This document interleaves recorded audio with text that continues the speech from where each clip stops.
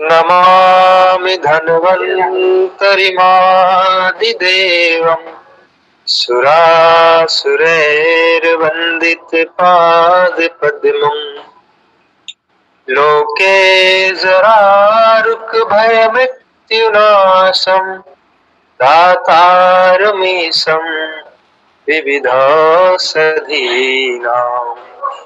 शङ्खं चक्रं जलौकाम् तदतमृतघटं चारुदोर्भिश्चतुर्भिः सूक्ष्मस्वच्छादिदया सुखपरिबिलसन्मालिलं भोजनेत्रम् कालाम्बोदोज्ज्वलाङ्गं कटितटविलसच्चारुपीताम्बराढ्यं वन्दे धन्वन्तरिं तं निखिलगगन प्रौढ़दावाग्निलीलम्।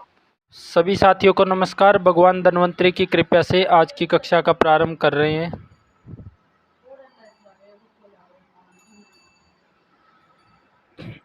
अभी हम कफ दोष की चिकित्सा पढ़ रहे हैं जी। कफ दोष की चिकित्सा कैसे करनी है। सबसे पहले हमने कफ के गुणों को पढ़ा कि कफ के गुण क्या है और कैसे शरीर में कफ दोष बढ़ता है, गुणों के आधार पे किस तरह से बढ़ता है।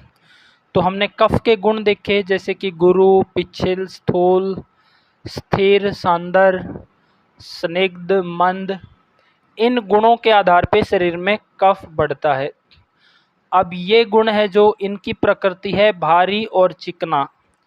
तो शरीर में बढ़े हुए कफ के गुण, उनको बैलेंस करने के लिए हमें ऐसी औषधियाँ चाहिए जो कटु तिक्त कसाय रस प्रदान हो। तो अभी तक हमने पढ़ा मेडिकेटेड, जो बनी बनाई औषधियाँ हैं, जैसे कि पंचकोल चूर्ण है या पंचकोल कुल्थादि कसाय है, त्रिकटु चूर्ण है या सिरप है या वटी है। फिर हमने पढ़ा त्रिभुवन कीर्ति रस और एकेटी के बारे में हमने पढ़ा। फिर हमने कल पढ़ा आरोग्यवर्धनी वटी के बारे में। इसके अलावा हमने शुंठी बलादि कसाय के बारे में पढ़ा। तो आज हम द्रव्यों के बारे में पढ़ेंगे जी। मान लो हमारे पास कोई भी मेडिसिन ना हो तो द्रव्यों से कैसे हम कार्य कर सकते हैं। लेकिन आरंभिक स्थिति में सबसे बेटर उपचार जो शास्त्रोक्त है वो यही है कि किसी भी रोगी की अग्नि मंद को ठीक करने के लिए जी वहाँ पे अरिष्ट का उपयोग किया जाए। तो जैसे कि हमने मुस्तारिष्ट के बारे में पढ़ा था कि मुस्तारिष्ट, आज हम पहले थोड़ा मुस्ता की डिटेल पढ़ेंगे कि क्या है। तो इसमें कोई भी साथी जहाँ पे लिखा है मोथा या नागर मोथा के गुण, इसको पढ़ दो जी। मोथा तथा नागर मोथा के नाम और गुण। मुस्तक इसका स्त्रीलिंग को छोड़कर शेष लिंगों में प्रयोग होता है। मुस्त यह तीनों लिंगों में होता है। बारी, नामक, मेधवाची सभी शब्द और कुरुबिंद ये सब संस्कृत नाम मोथा के हैं। दूसरे प्रकार का जो मोथा है जिसे नागर मोथा कहते हैं, उसके संस्कृत नाम कोडक, सेरुक, मंद्रमुस्त, गुंद्रा तथा नागर मुस्तक ये सब है।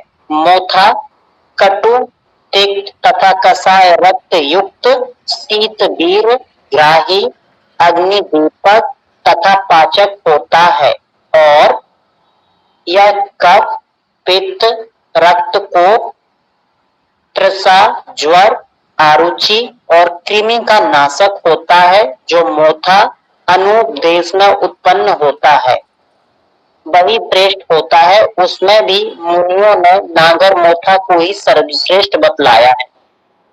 नागर मोथा को मुस्ता बोलते हैं जी संस्कृत में, संस्कृताम इसका मुस्ता है। तो इसके जो गुण हैं, जैसे कि इसके गुण अगर हम पढ़ते हैं तो कटु, तिक्त और कसाय रस इसके अंदर है जी। तो हमें कफ को ठीक करने के लिए, कफ के बढ़े हुए गुणों को ठीक करने के लिए कटु, तिक्त, कसाय रस आधारित मेडिसिन ही चाहिए। और कटु रस की मेडिसिन जो है वो हम सर्दियों में इस्तेमाल करेंगे, और तिक्त कसाय रस की मेडिसिन जो है हम वो गर्मियों में इस्तेमाल करेंगे, तिक्त और कसाय को। तो नागर मोथा है जो, इसके अंदर तीनों ही गुण है जी, कटु, तिक्त और कसाय, तीनों ही रस हैं। आगे शीत वीर्य है, क्योंकि ये तिक्त रस प्रधान है, प्रधानता इसमें तिक्त रस की है जी। आगे ये ग्राही है, ग्राही यानी कि मल को बांधने वाला जी। अग्निदीपन है तथा पाचक है जी, आम का पचन करता है, आम का पचन करेगा, ब्लॉकेज हटेगी, आम हटेगा, आकाश महाभूत क्रिएट होगा, फिर वहाँ पे अग्नि प्रदीप्त होगी। यह कफ और पित्त को ठीक करता है, क्योंकि तिक्त रस प्रधान है, आकाश और वायु महाभूत है, तो कफ और पित्त दोनों के आम को सुखाने का काम करता है। कोई साथी बताएगा कि कफ का आम के क्या गुण है और पित्त का आम के क्या गुण है, कोई भी साथी जी?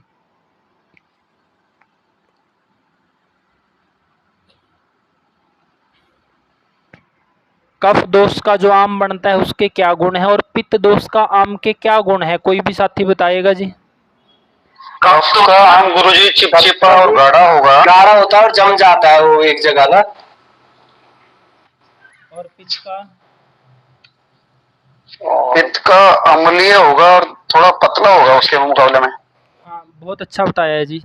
बाकी साथी कोई भी नहीं बोले, संजय जी लगभग हर चीज़ का जवाब दे देते हैं, ये बड़ी गहराई से पढ़ रहे हैं जी।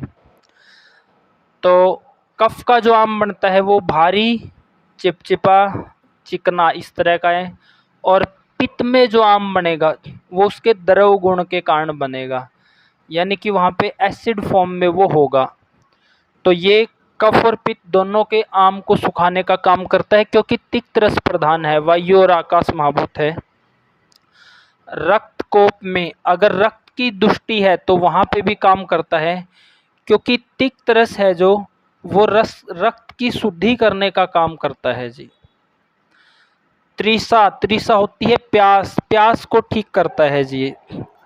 आगे है ज्वर, ज्वर को ठीक करता है। क्यों ठीक करता है? ज्वर में जैसे अपना सड़ंग पानी जो बनाते हैं उसमें भी ये अपना नागरमोथा डलता है जी। क्यों? क्योंकि आम का पचन करता है जी, ये आम का पचन करता है, अग्निदीपन करने का काम करता है। आगे है कृमि नाशक, कृमि कहाँ होगे जी? जहाँ कलेद है, जहाँ सड़न है, तो ये उसको ख़त्म करता है वायु और आकाश महाभूत होने के कारण। तो इसकी जो हम प्रकृति पढ़ रहे हैं वो इस तरह की है जी, कटु, तिक्त, कसाय रस प्रधान है, रुक्ष है, आम का पचन करने वाली है, सुखाने वाली है और शुद्धि करने वाली है जी। तो ये हुआ हमारा मोथा के बारे में। अभी हम सोंठ गिलोय के बारे में पढ़ेंगे। अगला गिलोय के बारे में पढ़ दो कोई भी साथी जी। गुण और प्रयोग। गुरुच, कड़वी, उष्ण, त्रिदोषगण, रसायन, बलय, ज्वर, दीपन, मूत्रजनन, त्वष्रोहण, समझ में नहीं आ रहा है, पित्तसारक तथा विषगण है। नवीन अनुसंसाधनों से गुणुची का व्याधि प्रतिकारक गुण व्यापक रूप में प्रमाणित हुआ है। जिन पुत्रिकेंद्र जनित विकार, जिन विषम ज्वर तथा यकृत की हीन कार्यता आदि पे कुछ काल तक गुरुची का प्रयोग करते रहने से अवश्य लाभ होता है। जहां अजवाइन और हींग के बारे में दिया है उसके नीचे और गिलोय के बारे में लिखा है, वो और पढ़ दो जी। गुण गिलोय, कटु, तिक्त तथा कसाय। गुरुजी ऊपर नाम लिखा है तो नाम से पढ़ना है या फिर ये नीचे गुण गिलोय से पढ़ना? पढ़ रहे हो जी, पढ़ो पढ़ो। गुण गिलोय, कटु, तिक्त तथा कसाय रक्त युक्त एवं विपाक में मधुर रसयुक्त रसायन, संग्राही, उष्णवीर्य, लघु बलकारक, अग्निदीपक। स्क्रीन चली गई है गुरुजी। ग्रुप में से पढ़ दो। बलकारक, अग्निदीपक तथा त्रिदोष आम, त्रिषा, धा, में, कास, पांडुरोग, कामला, कुष्ठ, वात, रक्त, ज्वर, कृमि और वमी को दूर करती है। यह प्रमेय श्वास, कारा, अर्श, मूत्र, कृच्छ्र, हृदरोग और वात, इन सबों का नाश करने वाली होती है। बस यही पढ़ना था जी। अब हमने क्या करना है जी, जैसे हम गिलोय के ये गुण पढ़ें, तो गिलोय के अंदर क्या है जी, कटु, तिक्त, कसाय, रस। मान लो हम क्या करेंगे जी, आरंभिक स्थिति में कोई कफ का व्यक्ति आ गया हमारे पास, कफज थायराइड का व्यक्ति आ गया है, कफज कुष्ठ का व्यक्ति हमारे पास आ गया है, या कफ की कोई भी बीमारी है उसका व्यक्ति हमारे पास आ गया है, तो आरंभ में हम उसका दीपन पाचन करेंगे जी। हम उसमें 10 मूलारिष्ट दे देंगे, या मुस्तारिष्ट दे देंगे, या चित्रकादिवटी दे देंगे। खाने में अष्टचूर्ण हम इन्हें भी दे सकते हैं, और खाने के बाद हमें लगे तो पंचकोल, कुल्थादि, त्रिभुवन, या फिर हमें आरोग्यवर्धनी वटी वो पहले भी दे सकते हैं, शुंठी बलादि। इनमें से जो भी हमने सेलेक्ट करना है वो मेडिसिन सेलेक्ट करके, इसके बाद आरंभ में उनसे हम दीपन पाचन करके जी, बाद में जैसे हम अपना अगर कॉम्बिनेशन बनाएं, हमने अभी गुण पढ़े इससे पहले नागरमोथा के जी, जिसको मुस्ता बोलते हैं। उसके गुण क्या है जी, आम का पचन करने वाले, आम को सुखाने वाले, क्लेद को सुखाने वाले, आकाश महाभूत को बढ़ाने वाले, अग्नि को प्रदीप्त करने वाले, रक्त की शुद्धि करने वाले। यहाँ पे हम गिलोय के गुण पढ़ रहे हैं जी। अब कफ की कोई भी व्याधि है जी, थायराइड है, शुगर है, और किडनी फेलियर है, या अपना कोई भी व्याधि है, कफ की बीपी है, हृदय रोग है, ब्लॉकेज है, तो इन सब में आरंभ में हम दीपन पाचन करके बाद में अपना इस तरह का एक कॉम्बिनेशन बना सकते हैं। जैसे कि नागरमोथा हमने पढ़ा, गिलोय हमने पढ़ा, उसमें हम सौंठ भी मिला लें, एक टाइम में इसका काढ़ा बना के दे रोगी को पीने के लिए, एक टाइम इसको शहद के साथ खाने के लिए दें, क्योंकि इसके जो गुण हम पढ़ रहे हैं ये पूरी तरह से आम, क्लेद इसका पचन करने का काम करता है। और फिर कैंसर जैसी व्याधि में अगर कफ वाले पे काम करना है, कफ में क्या होगा जी, कफ की कोई भी बीमारी है वो लंबा टाइम लेके ठीक होगी जी, क्योंकि कफ के गुण ऐसे ही है, भारी है, चिपकने वाले हैं, फंसने वाले हैं, लंबे समय में ठीक होने वाले हैं, तो ये टाइम लेंगे। तो आरंभ में दीपन पाचन करके फिर इस तरह के रोगी को हम इस तरह की मेडिसिन पे चला सकते हैं जी, इस तरह का कॉम्बिनेशन बना के।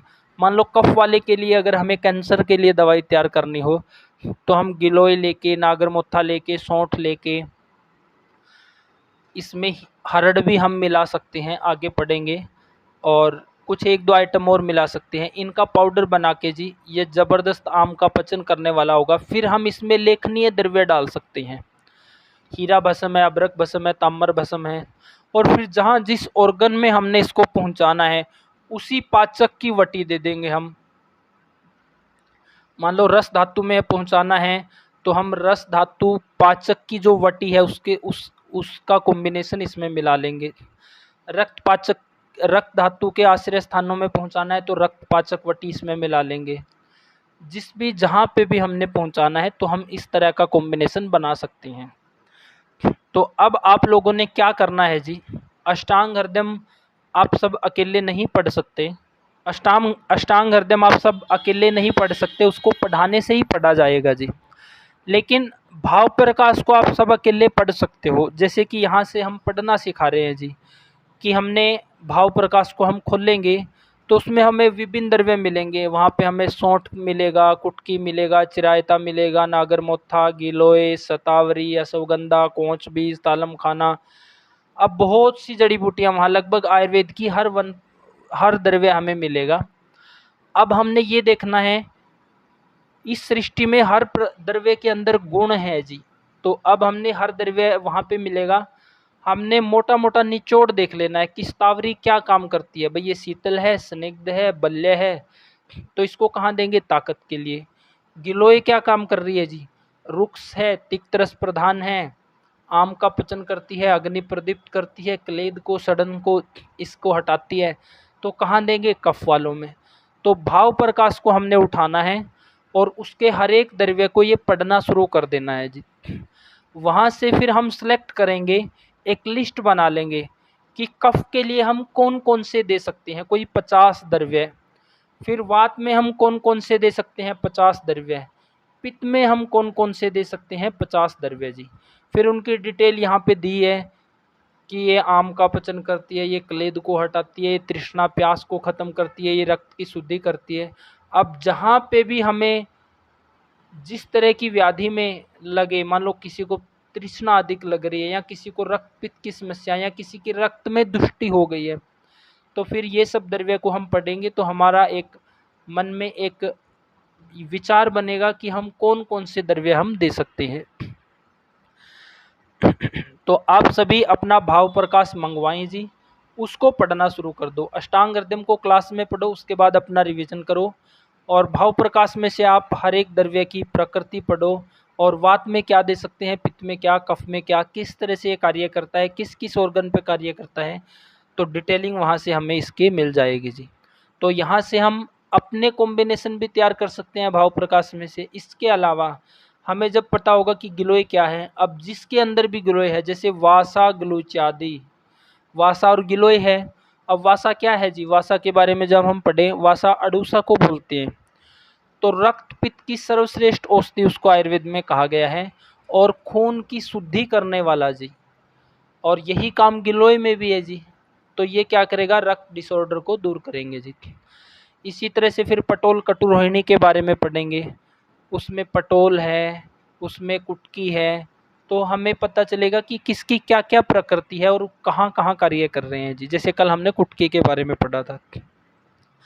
तो यहाँ से जब हम विभिन्न द्रव्यों की प्रकृति पढ़ेंगे, फिर जिस जो द्रव्य जिस मेडिसिन के अंदर डला है, फिर उसके हिसाब से हम सिलेक्शन कर सकते हैं कि किसके अंदर क्या देना है। जैसे गिलोय के बारे में कितना खोल के लिखा है जी, अगर आप सभी ध्यान से सुनोगे। जो गिलोय है वो कटु तिक्त कसाय, यानी कि शुद्धि करने वाले तीनों ही गुण इसमें आगे है, और तिक्त रस इसमें भी डोमिनेट है, गिलोय में भी। इससे पहले हमने नागरमुत्था पढ़ा, उसमें भी तिक्त रस डोमिनेट था। तो तिक्त रस का विशेष कार्य है रक्त की शुद्धि करना जी, और हर ऑर्गन की शुद्धि करना। तो तिक्त रस इस तरह से कार्य करेगा, आम का पचन करेगा, शुद्धि करने का काम करेगा। आगे है विपाक में मधुर रस युक्त है, यानी कि विपाक इसका मधुर है जी। तो ये रुक्ष होते हुए भी वात को नहीं बढ़ाती, लेकिन वात वालों को दें तो चिकनाई के साथ ही इसको देना चाहिए। फिर आगे इसके बारे में बोला गया कि ये रसायन भी है जी, शुद्धि करते हुए ताकत दे रही है जी।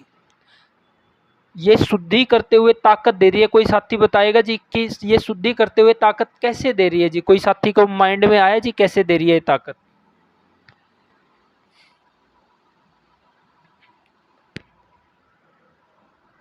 पाक में मधुर है गुरुजी, इसलिए। हाँ, बहुत कमाल का आपने पॉइंट पढ़ा है भाई। कटु तिक्त कसाय होने के कारण तो ये शुद्धि करेगी, और विपाक इसका मधुर है तो ये बल देने का काम भी करेगी। तो कितना बेजोड़ कॉम्बिनेशन इसमें है। कफ और पित्त के लिए तो बेजोड़ है जी गिलोय, और गिलोय से बनी अमृत आदि गुग्गुल, और गिलोय से बना वासा गलूचादि कसाय। और पटोल में भी देखना पड़ेगा, पटोल कटुरोहिणी में भी क्या गिलोय है वहाँ पे। तो जहाँ पे हमारा गिलोय है, तो इस तरह से हमने किसी भी द्रव्य के गुण कर्म प्रकृति को पढ़ना है जी। जैसे इसमें कटु तिक्त कसाय शुद्धि करने वाले तीनों ही रस है, विपाक मधुर है, यानी बल भी देगा, शुद्धि भी करे और बल भी दे, तो इससे बढ़िया क्या और क्या चीज होगी जी। आगे इसके बारे में बोला गया है, यह रसायन है, ताकत देने का काम भी करती है, संग्राही है, मल को बांधने का काम करती है। मल को बांधने का काम करेगी, क्यों? क्योंकि ये रुक्ष है, आम का पचन कर देगी जी। कफ वाले में, भारी व्यक्तियों में मल में चिकनापन रहेगा। पित्त वालों में द्रव गुण के कारण वहाँ पे मल बिखरा हुआ आता है। तो हम वासा गलूचादी के साथ आरोग्यवटी देते हैं ताकि सार्किट विभाजन अच्छा करे, तो वो भी यही काम करती है जी। और हम वासा के साथ, वासा में गिलोय है ही, तो वहाँ पे अमृत आदि गुगुल भी दे सकते हैं जी, उसी सेम कार्य के लिए। आगे है उष्ण वीर्य है, ये उष्ण वीर्य है, लेकिन उतनी उष्ण वीर्य नहीं है क्योंकि मधुर विपाक है इसका, तो ये समशीतोष्ण की कैटेगरी में ही आएगा। आगे है पचने में लघु है, हल्की है, जल्दी से पचेगी, बल कारक है। अब कफ वालों के लिए कितना अमृत का काम करेगी जी, क्योंकि कटु तिक्त कसाय शुद्धि करने के तीनों रस है, फिर मधुर विपाक है तो बल देने का काम कर रही है, और बल कारक है यानी कि कफ वालों में शुद्धि करते हुए बल देगी, पित्त वालों में भी शुद्धि करते हुए बल देगी जी।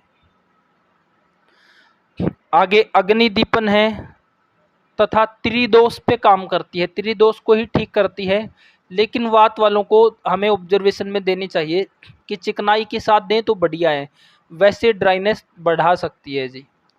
तो वात वालों को ऑब्जर्वेशन में देनी है, चिकनाई के साथ दूध के साथ देंगे तो कोई नुकसान नहीं है जी। कफ और पित्त के लिए तो सीधा सीधा अमृत का काम करती है जी। आगे बोला है आम, आम का पचन करती है जी, आम को, क्लेद को, सड़न को हटाती है, इसलिए इसको हम कैंसर में सिलेक्ट कर सकते हैं।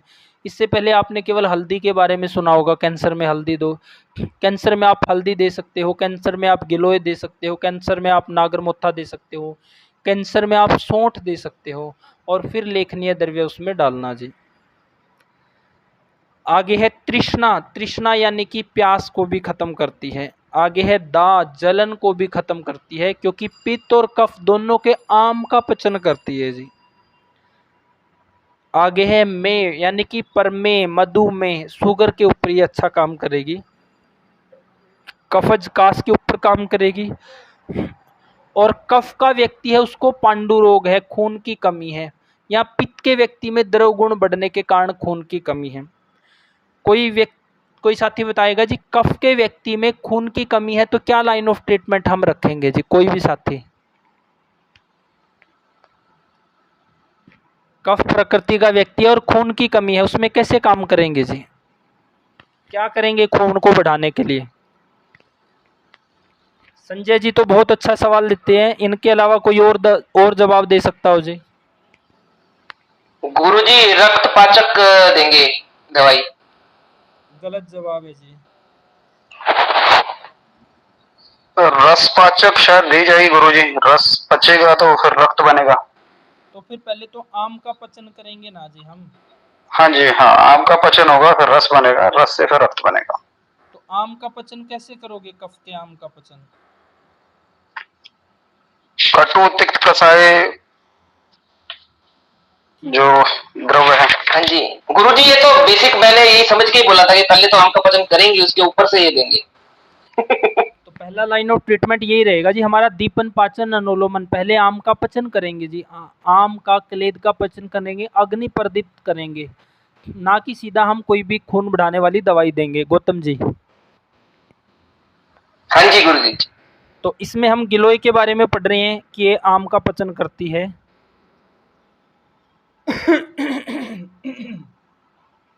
गिलोय के बारे में हम पढ़ रहे हैं कि आम का पचन करती है, दाह को भी खत्म करती है, और फिर पांडु रोग, खून की कमी, तो कफ वाले में खून की कमी तभी तो हो रही है जी जब आम बन रहा है, अग्नि मंद है, रस धातु अच्छा नहीं है, फिर रक्त धातु अच्छा नहीं है।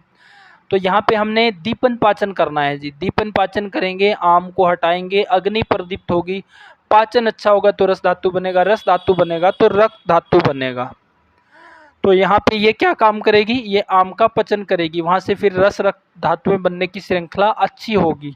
तो इस तरह से ये पांडु रोग, खून की कमी में हेल्प करेगी जी। आगे है कामला, कामला यानी कि पीलिया रोग हो गया है जी, पीलिया रोग में कैसे काम करेगी, कोई भी साथी ये बताएगा कि कफ में कैसे काम करेगी और पित्त में कैसे काम करेगी पीलिया रोग में जी?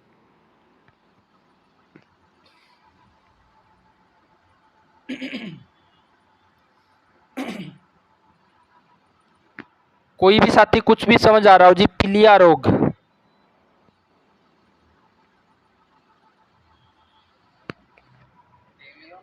रक्त की कमी हो जाती है, और कफ में चूंकि आम बढ़ गया है तो पचन ठीक से नहीं हो रहा है, तो रस अच्छा नहीं बन रहा है, तो रक्त अच्छा नहीं बन रहा होगा, तो उस कारण ये रक्त की कमी हो गई। ठीक है जी। और प्लीहा में वो रंग नहीं पा रहा होगा उसको ठीक से। पित्त में क्या होगा जी?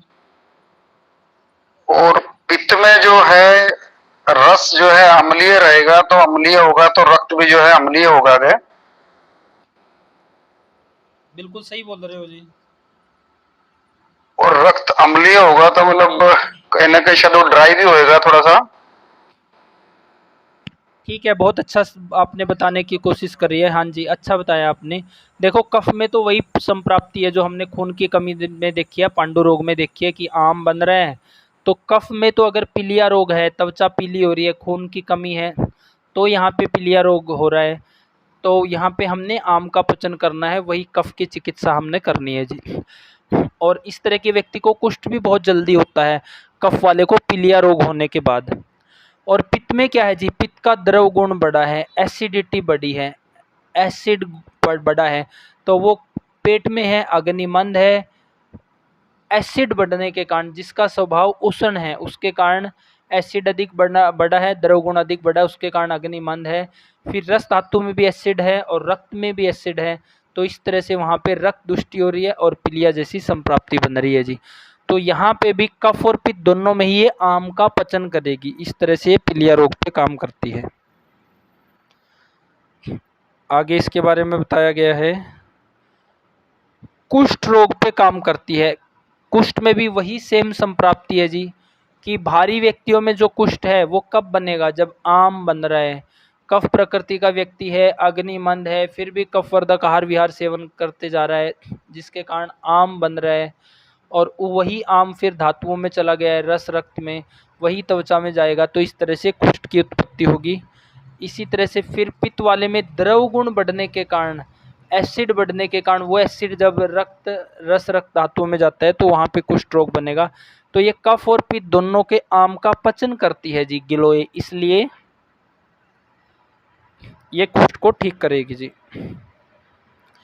अगला है वात रक्त। वात रक्त यानी कि आम वात के ऊपर भी काम करेगी, और रक्त के अंदर जब पित्त बढ़ गया है, पित्त का द्रव गुण बढ़ गया, उसके कारण उस तरह से वात रक्त की समस्या है, तो वहाँ भी काम करेगी।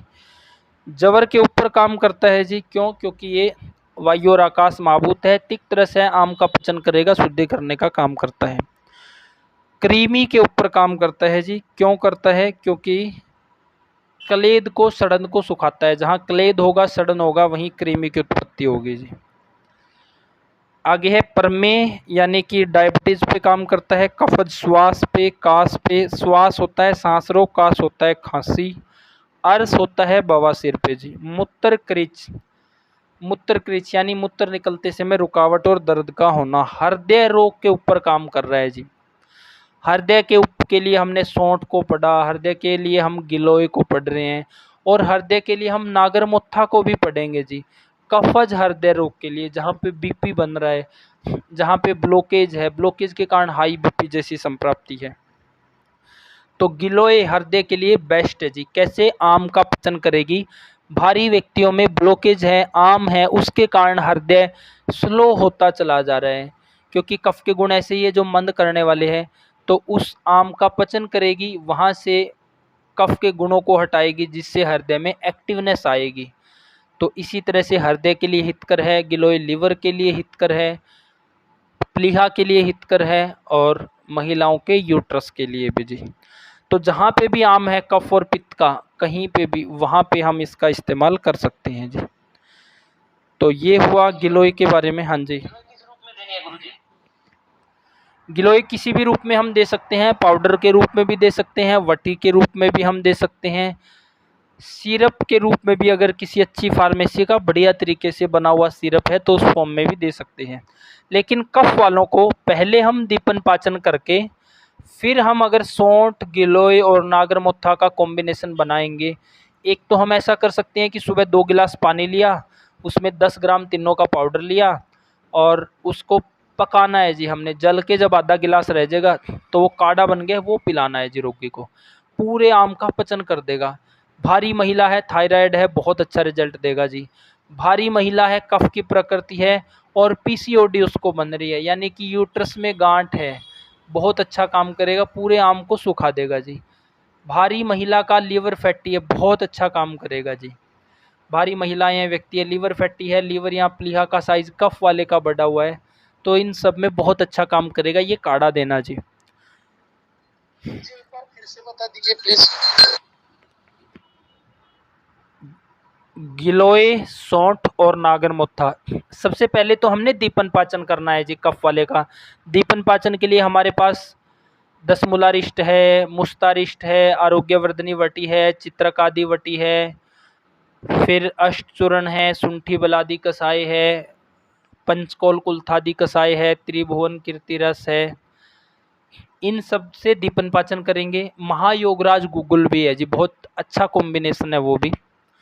और फिर हम लॉन्ग टर्म में इस तरह के व्यक्ति को, क्योंकि कफ की बीमारियां लंबा टाइम लेके ठीक होने वाली होती हैं, तो बाद में हम ये अपना कॉम्बिनेशन चला सकते हैं एक बार दीपन पाचन अच्छा करके। इसमें हम गिलोय, नागरमोथा और सौंठ तीनों 10 ग्राम ले लेंगे, तीनों मिला के जी 3-3 ग्राम पड़ेंगे, 3.25-3 ग्राम। 2 गिलास पानी लेंगे, उसमें इसको पकाएंगे। जब जल के आधा गिलास बचेगा तो उसको छान के रोगी को पिला देंगे जी हम। एक कार्य ये कर सकते हैं। दूसरा कार्य है जी कि रात के समय में शहद के साथ उसको चटाना जी, दूसरा कार्य हम ये भी कर सकते हैं। तो इस तरह से ये कॉम्बिनेशन रहेगा जी। कफ और पित्त दोनों के आम का पचन करने के लिए, क्लेद का पचन करने के लिए और कैंसर के लिए भी हम इस तरह का कॉम्बिनेशन तैयार कर सकते हैं। यहाँ ब्लॉकेज है, हाई बीपी है, जैसे कि हमारे पास वो जो एक केस आया था, पहले हमने उसको स्नेह स्वेदन किया, बीपी उसका नॉर्मल आया, फिर दीपन पाचन किया, फिर उसको पूरा वो कराया जी, विरेचन कराया, फिर उसको बस्ती दी। बाद में उनको यही कॉम्बिनेशन चलाया जी, ताकि पूरा क्लेद हर जगह से हट सके जी और दोबारा संप्राप्ति ना बने। तो इसमें हल्दी और मिला के इसी कॉम्बिनेशन को हम कैंसर में भी इस्तेमाल कर सकते हैं जी। तो बस हमने बीमारियों का नाम देख के नहीं घबराना है जी, हमने वहाँ पे हो रही संप्राप्ति को समझना है जी कि क्या हो रहा है और उसके हेतु क्या है और फिर कौन से गुण बढ़ रहे हैं और फिर ये रस हमने देने हैं। तो इस तरह से हम काम कर सकते हैं जी। गुरुजी हल्दी किस फॉर्म में देनी है? एक तो सूखी आती है, एक ताजी हल्दी आती है, फ्रेश वाली। हल्दी का भी पाउडर बना के इसी कॉम्बिनेशन में मिला लेना है जी। ठीक है। और गुरुजी गिलोय की बेल भी आती है, लोग कई उसी से ही खा लेते हैं, तो वो कितनी असरकारक रहती है? अगर उसका ही काढ़ा बनाए या फिर पाउडर का काढ़ा बनाए सूखे हुए का, क्या फायदेमंद है? वो भी अच्छी है जी, बढ़िया रहती है वो भी। यहाँ पे हम बात कर रहे हैं एक संयुक्त सा कॉम्बिनेशन की जी। अकेली भी दे सकते हैं, लेकिन जैसे कि अकेले द्रव्य में ताकत थोड़ी कम होती है, ये तीनों एक ही तरह की प्रकृति के मिल गए और एक ही तरह का अंदर जाके काम कर रहे हैं, तो यहाँ से थोड़ा स्ट्रॉन्ग कॉम्बिनेशन बन जाता है। क्योंकि आपके पास कोई भी रोगी आएगा तो वो पहली बार में ही उसको रिजल्ट मिलना चाहिए। अगर आप एक एक दो दो देंगे, हालांकि दे सकते हैं, बेस्ट तो वही है जी, लेकिन इतना समय आज के पास ना रोगी के पास है और वो झट से बीमारी को ठीक करना चाहता है, फिर वो आयुर्वेद को ही छोड़ के चला जाता है जी। तो अब जंगल जंगल वगैरह में लगी होती है गिलोय की टहनियां, वो भी तोड़ के लाके उसका भी काढ़ा बना। हाँ हाँ बना सकते हैं, बिल्कुल बढ़िया बना सकते हैं जी। उसका सब रस भी निकाल सकते हैं, ताजी गिलोय का रस हम निकाल सकते हैं जी। गुरुजी स्वरस कितने दिन तक रुक सकता है फिर बिना किसी चीज के डाले हुए? और ये सारी औषधियां यानी कि पंसारी के वहां से ले आए, वहां भी अच्छी तो नहीं मिलती गुरुजी पंसारी के वहां? क्योंकि वहां बिकती नहीं आजकल ये औषधियां। मैंने आपको एक एड्रेस दिया था, वहाँ बिल्कुल टॉप क्वालिटी की मिलेगी जी। अगर वो दूर पड़ रहा है तो आप हमारे से ले सकते हैं, बिल्कुल बढ़िया टॉप क्वालिटी की मिलेगी जी। मतलब मेरे तो घर काफी नजदीक ही है गुरुजी, ये तो मैं तो दिल्ली के पास। मिलती है तो हाँ, आप किसी लोकल पंसारी से लोगे जिसका सामान ही नहीं उठ रहा होगा तो वहाँ बढ़िया नहीं मिलेगी, लेकिन वहाँ से अगर आप लोगे तो आप क्वालिटी देखना जी, सौंठ की खुशबू लेके देखना जी। एड्रेस बताओ दोबारा। सुधीर आप एक बार एड्रेस बता दो उनका। इसका है हारी बाबुल में। आपको एक काम करेंगे, नंबर ही डाल देंगे ना ग्रुप में। चलो एक बार बता भी दो एड्रेस भी, किसी ने जाना हो। ठीक है ठीक है। इनका तो मैं एक मिनट लाइन पर ही मैं आपको पूरा एड्रेस ही बता देता हूँ ताकि आपको और आसान हो जाए। गुरु जी नीम के ऊपर चढ़ी हुई जो गिलोय होती है, क्या उससे ज्यादा फायदा होता है? जो ऐसे सिंगल मतलब जो बढ़ती है गिलोय उससे? हाँ बिल्कुल फ़ायदा है जी।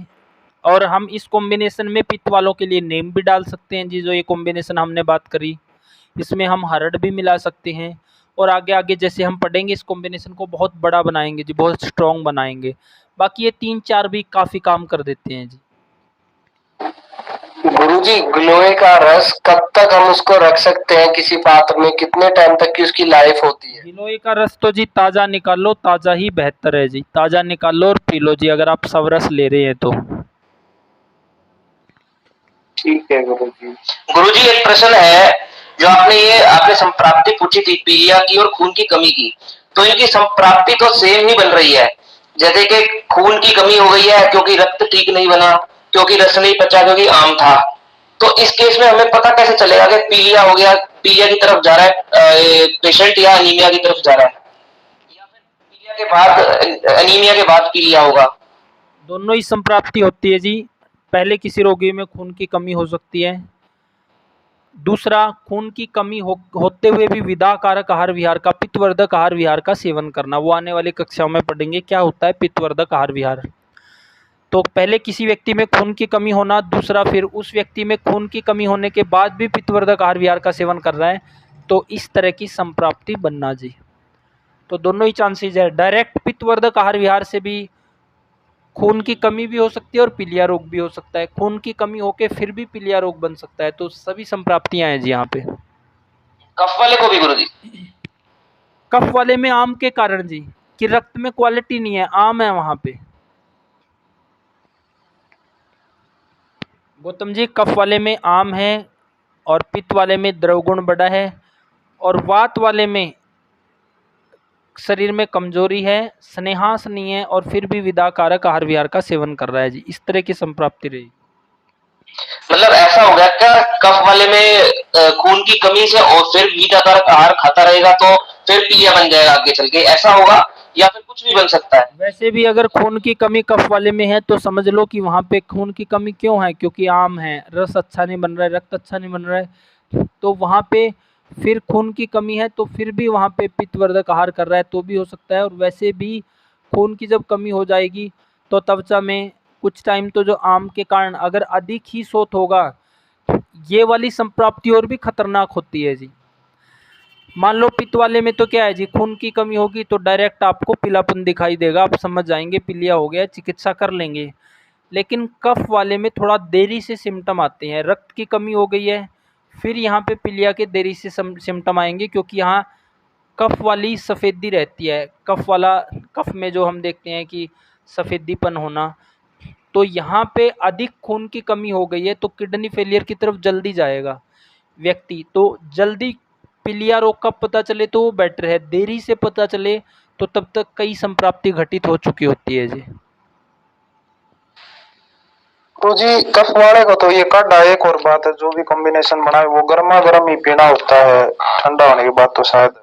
हाँ बिल्कुल सही बोल रहा है जी, कफ वालों को ये काढ़ा गर्मा गर्म पिलाएंगे, यही पित्त वालों को पिला रहे हैं तो शीतल करके दे सकते हैं जी। और गुरुजी पित्त के शरीर में जैसे पित्त का द्रव गुण बढ़ा था, मैंने देखा काला पीलिया हो गया था, एक पेशेंट था उसकी डेथ हो गई अब तो उसमें क्या संप्राप्ति बनती है जी? काला पीलिया और पीलिया में क्या अंतर है जी? इसमें जो लीवर है काला पीलिया में, इसमें वो पूरी तरह से द्रव गुण इतना बढ़ जाता है कि अग्निमान भयानक बन जाती है जी। यानी कि ज़बरदस्त अरुचि पैदा हो जाती है कि व्यक्ति को यहाँ भूख ही लगना बंद हो जाती है। एक तो पीलिया में क्या है, एक तो क्या है जी, आपकी आरंभिक स्थिति में अग्निमंता चल रही है। एक जब भयानक ही संप्राप्ति बन जाए तो उस स्थिति में यहाँ पे जो लेवल है लीवर के, जो आपके बिलिरुबिन और एसजीओटी एसजीपीटी, ये बहुत हाई चले जाते हैं जी काला पीलिया में।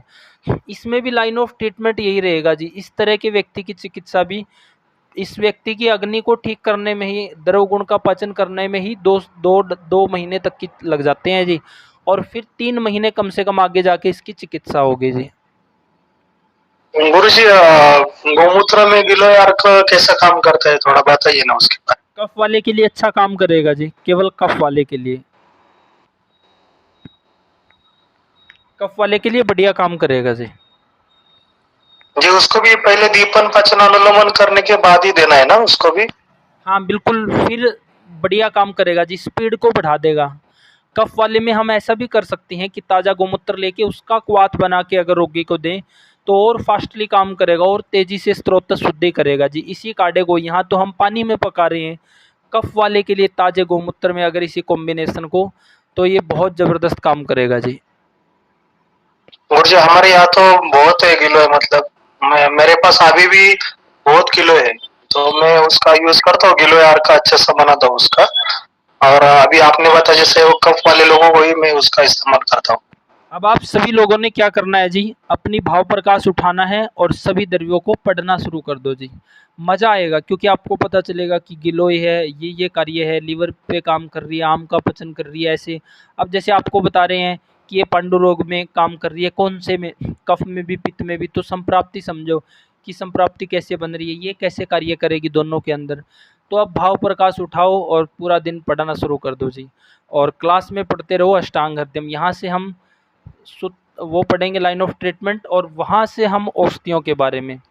जैसे बहुत से लोग साथी ये पूछते हैं ना जी कि इसमें क्या है, इसमें क्या है, वो सब आपके जो सवाल है भाव प्रकाश से क्लियर हो जाएंगे जी।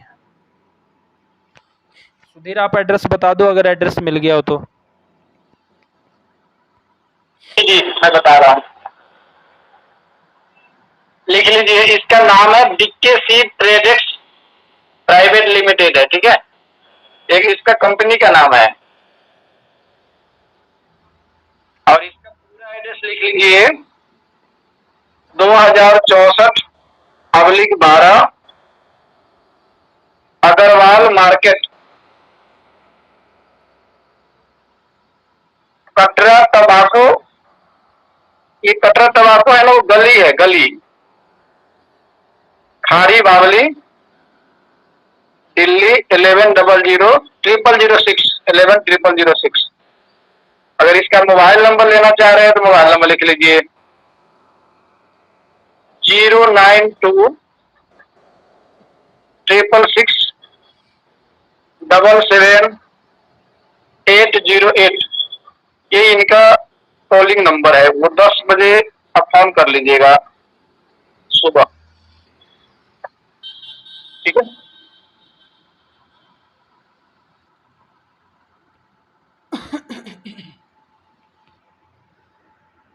तो हमने देखो आयुर्वेद का जो बेस है, वो बेस आप लोगों को सिखा दिया है जी। बेस आयुर्वेद का यही है कि किसी भी व्यक्ति के शरीर में बढ़े हुए गुणों को समझना।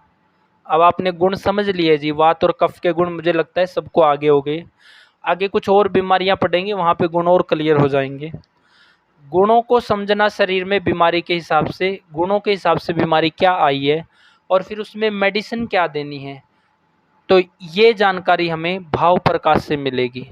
तो आपको आयुर्वेद का एक बेसिक सिस्टम समझा दिया है जी, कि बेसिक सिस्टम अब आप अपने लेवल से भी पढ़ सकते हो। यहाँ क्लास में पढ़ोगे तो और डीपली, गहराई से, फास्टली, पूरे कॉन्फिडेंस के साथ सीख जाओगे। लेकिन खाली समय में भाव प्रकाश को ज़रूर पढ़ो जी। बहुत लंबा मोटा ग्रंथ है, और पढ़ोगे तो अंदर कॉन्फिडेंस खुद से बढ़ना शुरू हो जाएगा। तो इसको पढ़ना है। यहाँ से हम हर एक बीमारी, हर एक दवाई के बारे में, उसके गुण, कर्म, प्रकृति, स्वभाव के बारे में पढ़ेंगे। फिर उसी के हिसाब से इसको गुणों को बैलेंस करने में उपयोग करेंगे।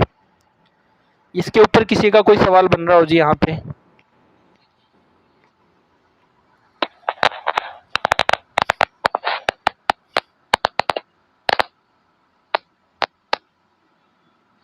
गुरुजी जैसे कोई दवाई होती है उसका रस जैसे कटु तिक्त कषाय है, विपाक मधुर है, तो वो विपाक हम तभी कंसिडर करें ना कि जब उसका पाचन अगर ठीक से हो रहा हो तो। बिल्कुल सही बोला है जी। ठीक है। अब इसमें एक वैश्वनार चूर्ण लिखा हुआ है, इसके बारे में पढ़ दो कोई भी एक साथी। वैश्वनार चूर्ण,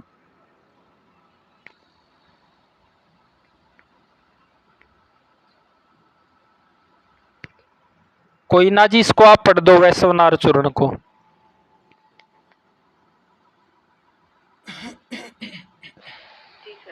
सेंधा नमक 1 भाग। गुरुजी पढ़ू मैं? जी वैश्वानर चूर्ण, सेंधा नमक 1 भाग, अजवाइन 2 भाग, अजमोदा 3 भाग, पीपल 4 भाग, सूंठ 5 भाग तथा सबके समान हरड़ का चूर्ण 15 भाग ले। यह चूर्ण साक्षात अग्नि स्वरूप है, अर्थात सब भस्म कर देता है।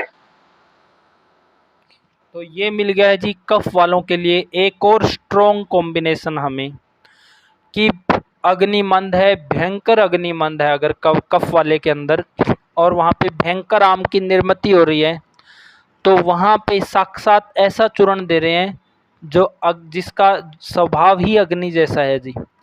इसमें सेंधा नमक है, त्रिदोष को बैलेंस करता है जी। अजवाइन है, तिक्त और कटुरस प्रधान है जी। अजमोदा है, ये भी अजवाइन की तरह ही काम करता है। पिपली के बारे में हम सब ने पढ़ लिया है। सौंठ, दीपन, पाचन, अनुलोमन तीनों ही काम कर रही है। और हरड़ इसमें सबसे ज़्यादा है। हरड़ भी दीपन, पाचन और अनुलोमन कर रही है और कफ का भेदन छेदन करेगी। यह चूर्ण साक्षात अग्नि स्वरूप है, अर्थात सब भस्म कर देता है। यानी कि कफ वाले को हम ये भी दे सकते हैं जी, जैसे खाने से पहले हमने उसको दसमूला दे दिया है या चित्रक आदि दे दी है, या चित्रक आदि ना इस्तेमाल करें या चित्रक आदि से ना बात बन पा रही हो, तो वहाँ पे हम वैश्वनार चूर्ण भी इस्तेमाल कर सकते हैं। कफ वालों को ये शहद के साथ देना है जी, और ये बनेगा जी कफ के लिए ही ज़्यादा फायदेमंद रहेगा, क्योंकि अजवाइन है, पित्त के लिए उतना अच्छा नहीं रहेगा। वात वाले में भी हम इसका उपयोग कर सकते हैं घी के साथ जी, खाने से आधा घंटा 40 मिनट पहले जी। तो इस तरह से बेनिफिट क्या होगा जी, जब हम एक एक औषधि के बारे में पढ़ेंगे, जैसे अभी हमने गिलोय के बारे में पढ़ा, हमने फिर उसके बारे में पढ़ा, मुस्ता के बारे में पढ़ा, अभी अजवाइन के बारे में पढ़ो जी। कोई भी साथी अजवाइन के बारे में डाला हुआ है वो पढ़ो जी। ये गुरुजी 12 महीने दे सकते हैं कफ वालों को ये? हाँ जी गुरुजी गर्मी में तो दे नहीं सकते ना ये। वही बानर चूर्ण जो है ये, तो ये 12 महीने चलेगा, सर्दी में ही चलेगा? नहीं, सर्दी में ही चलेगा जी, क्योंकि कटुरस प्रधान है आपका।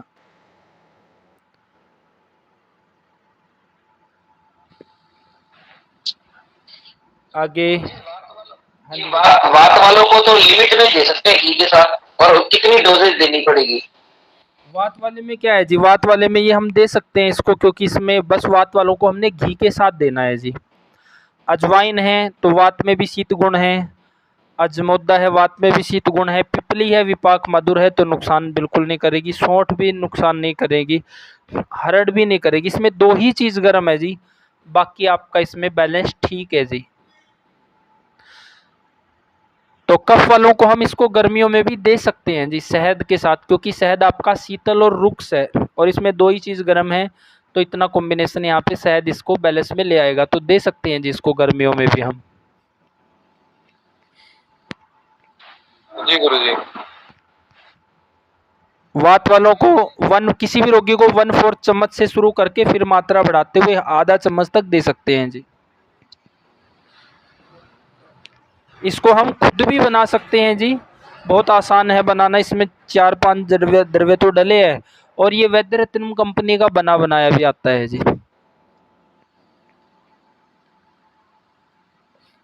अजवाइन के बारे में पढ़ दो जी कोई भी एक साथी। गुरुजी उसका एक सवाल था, अभी कुछ एक दवाई ऐसी कि वो खाने से पहले देनी है और कुछ एक ऐसी दवाई जो खाने के बाद में देनी है, तो इसका चयन हम कैसे करें? ठीक है जी, बहुत अच्छा सवाल आपने किया है। हमारे शरीर में 5 प्रकार की वायु होती है जी, इसको लिख लेना है जी आपने। 5 प्रकार की वायु होती है। एक वायु है नाभि के नीचे, उसको बोलते हैं अपान वायु।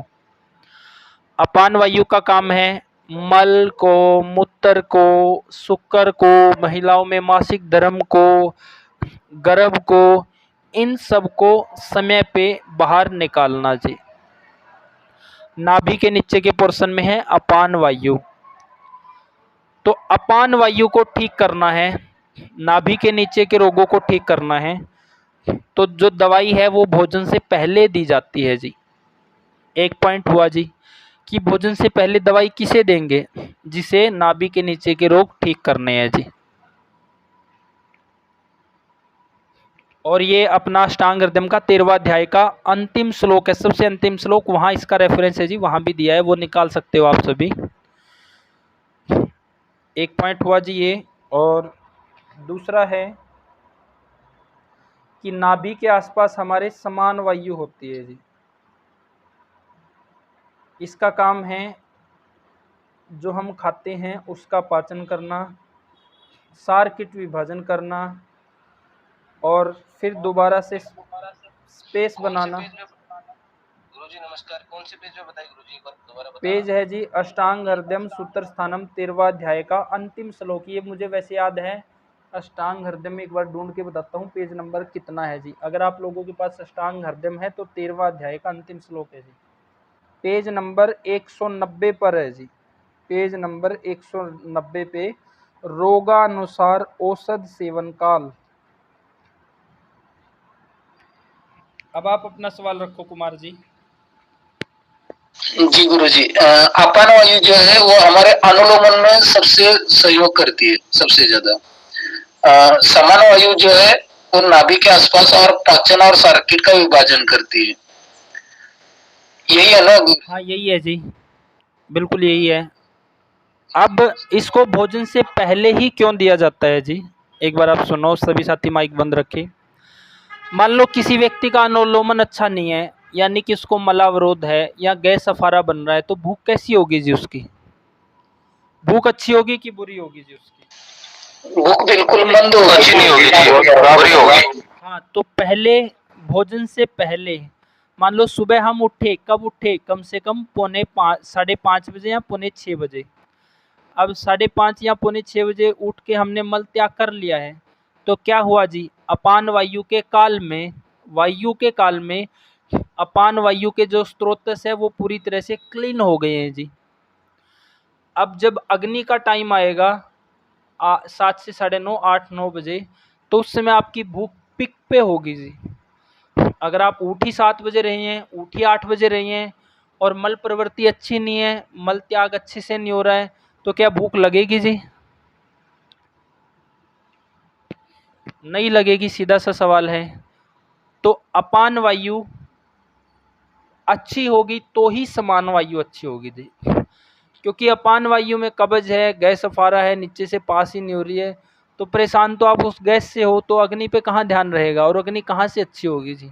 क्योंकि वो मलावरोध है, तो दूषित जो अपान वायु है वो बैक आएगी तो समान को भी विकृत करेगी। अगर कोई व्यक्ति और महिला ये चाहता है कि उसको शुक्र वह स्त्रोतस की कोई भी व्याधि ना हो, मूत्र वह स्त्रोतस की कोई भी व्याधि ना हो, महिलाओं के मासिक धर्म में किसी भी तरह की गड़बड़ी ना आए, कंसीव करने में कभी किसी तरह की गड़बड़ी ना आए, गर्भ समय से पहले ना गिरे, तो उनकी अपान वायु अच्छा होना बहुत ज़रूरी है। उसके लिए सुबह 5:30 बजे बिस्तर छोड़ देना या 6 बजने से 15 मिनट पहले बिस्तर छोड़ देना और 6 बजे तक मल त्याग कर लेना अनिवार्य है जी। 5 से 6 के बीच में उठेंगे तो और बेटर टाइम है जी। तो जैसे हम यहाँ पे पढ़ रहे हैं जी कि अपान वायु का ये महत्व है। अब हम जब अगर आरंभ से ही दिनचर्या पढ़ रहे होते तो दिनचर्या में आएगा 5 बजे उठो, तो वहाँ पे पढ़ेंगे कि दिनचर्या में बोला गया 5 बजे उठो, तो इतना महत्व नहीं बनेगा। अब हम यहाँ से क्या पढ़ रहे हैं कि उस समय उठ जाना अनिवार्य है, 5 से 6 के बीच में, खासकर 6 से पहले मल त्याग हो जाना अनिवार्य है।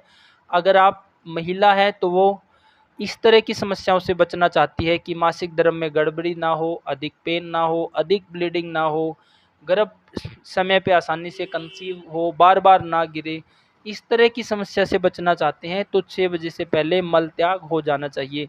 और यही बात पुरुषों पे लागू होती है। अगर आप चाहते हैं कि आपका शुक्र आदर्श बना रहे, उसमें किसी तरह की विकृति ना आए, तो मल त्याग उस समय से पहले हो जाना ज़रूरी है, क्योंकि जितनी अच्छी अपान वायु होगी उतने ही अच्छे ये सब होंगे जी। और अपान वायु अच्छी होगी तो ही समान वायु अच्छी होगी, क्योंकि अपान वायु अनुलोम हो गई है, नीचे के ये अपान वायु के जो स्रोत है वो क्लीन है, तो फिर समान वायु भी अच्छी होगी जी। ऊपर से जो ऑक्सीजन आई है वो वहाँ जाएगी, अच्छे से काम करेगी। अगर अनुलोमन नहीं है, वो गैस अफारा वहीं घूमता रहेगा, तो समान वायु भी बिगड़ेगी। तो भोजन से 1 घंटा पहले या आधा घंटा पहले या 40 मिनट पहले देना अपान वायु पे काम करता है। समान वायु के लिए दोनों ऑप्शन है कि हम भोजन से पहले भी दे सकते हैं, भोजन के बीच में भी हम दे सकते हैं, क्योंकि भोजन से पहले अपान को अच्छा करेंगे, समान को भी अच्छा कर लेंगे, तो जब भोजन हम करना शुरू करेंगे उस समय तक हम दीपन महसूस करेंगे जी अंदर। कि अग्नि प्रदीप्त है हमारी। तो अपान वायु के रोगों को ठीक करने के लिए भोजन से पहले, समान वायु के रोगों को ठीक करने के लिए भोजन से पहले और भोजन के बीच में भी हम दे सकते हैं औषधि। 2 पॉइंट हुआ। और तीसरा है प्राण वायु, आमाशय से और हृदय तक, या आमाशय से और फेफड़े तक, या आमाशय से और गले तक, ये स्थान हम बोल सकते हैं प्राण वायु का। तो इसको अच्छा करना है तो यहाँ पे हम दवाई देंगे भोजन के बाद में, भोजन करने के बाद। इस एरिया में ज़्यादातर समस्याएं होती है, बलगम वाली खांसी, सांस, दमा, अस्थमा, और फिर यहाँ पे 2 महाभूत होते हैं जी प्राणवायु में, पृथ्वी और आकाश, पृथ्वी और वायु। जैसे कि अगर शुरू से देखें अपान वायु में ये गलत बोल गया जी मैं, वहाँ पे जल और वायु 2 महाभूत होते हैं। जैसे अगर हम शुरू से देखें अपान वायु में 2 महाभूत है जी, पृथ्वी और वायु। अब एक महिला में अगर वहाँ पे वायु महाभूत बड़ी है तो वहाँ पे महिला का शरीर दुबला पतला रहेगा। पृथ्वी महाभूत बड़ा है तो नाभि के नीचे का पोर्शन भारी रहेगा जी। समान वायु में है हमारे 2 महाभूत अग्नि और वायु। तो अग्नि और वायु का बैलेंस अच्छा है तो बहुत बढ़िया भूख लगेगी। अग्नि अधिक बढ़ गई है तो पित्त के उष्ण तीक्ष्ण गुण बढ़े रहेंगे, और वायु अधिक बढ़ गई है तो अग्नि को विषम कर देगी जी। फिर प्राण वायु में 2 महाभूत है, वायु और जल। जल बढ़ेगा यानी अति स्निग्धता वहाँ पे बढ़ेगी, तो कफज सांस, कफज कास, कास यानी खांसी, कफज हृदय रोग, कफज बीपी। कफज बीपी क्यों होगा जी? क्योंकि हृदय से आमाशय, आमाशय में भी जब आम अधिक ये जल महाभूत अधिक बढ़ गया है तो वो फिर नीचे जाके अग्नि मंद करेगा तो आम रहेगा, आम फिर ब्लॉकेज जैसी व्याधि पैदा करेगा, हाई बीपी जैसी समस्या पैदा करेगा। हाँ जी गुरुजी मेरा कनेक्शन कट गया था तो बिल्कुल मैं एकदम लेफ्ट हो गया था। प्राण वायु आमाशय से गले तक, दवाई भोजन के बाद, यहाँ से गुरुजी एक बार बता दीजिए। यहाँ से आगे हमने ये बोला है, कोई भी एक साथी बता दो जिनको कि अपान वायु में कौन से महाभूत है, समान में कौन से है, प्राण में कौन से है, ताकि एक बार आपका भी रिवीजन हो जाएगा अगर किसी को अच्छे से समझ आया है। बताओ जी एक साथी कोई भी इनको। अपान वायु में पृथ्वी और वायु महाभूत है, समान वायु में अग्नि और वायु महाभूत है, और प्राण वायु में वायु और जल महाभूत है। इनकी गड़बड़ी से क्या होगा जी, ये भी बता देते एक ही लाइन में।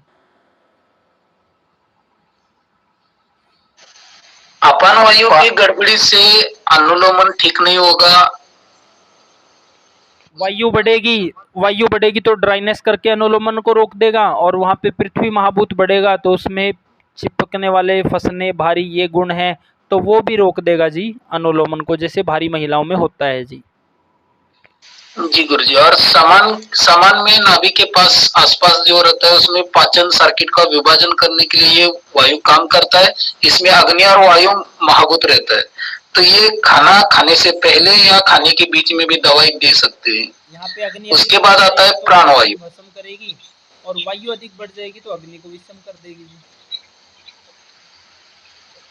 आगे जी गुरुजी, हाँ आगे। उसके बाद प्राण वायु जो है उसमें आमाशय से गले तक रहता है।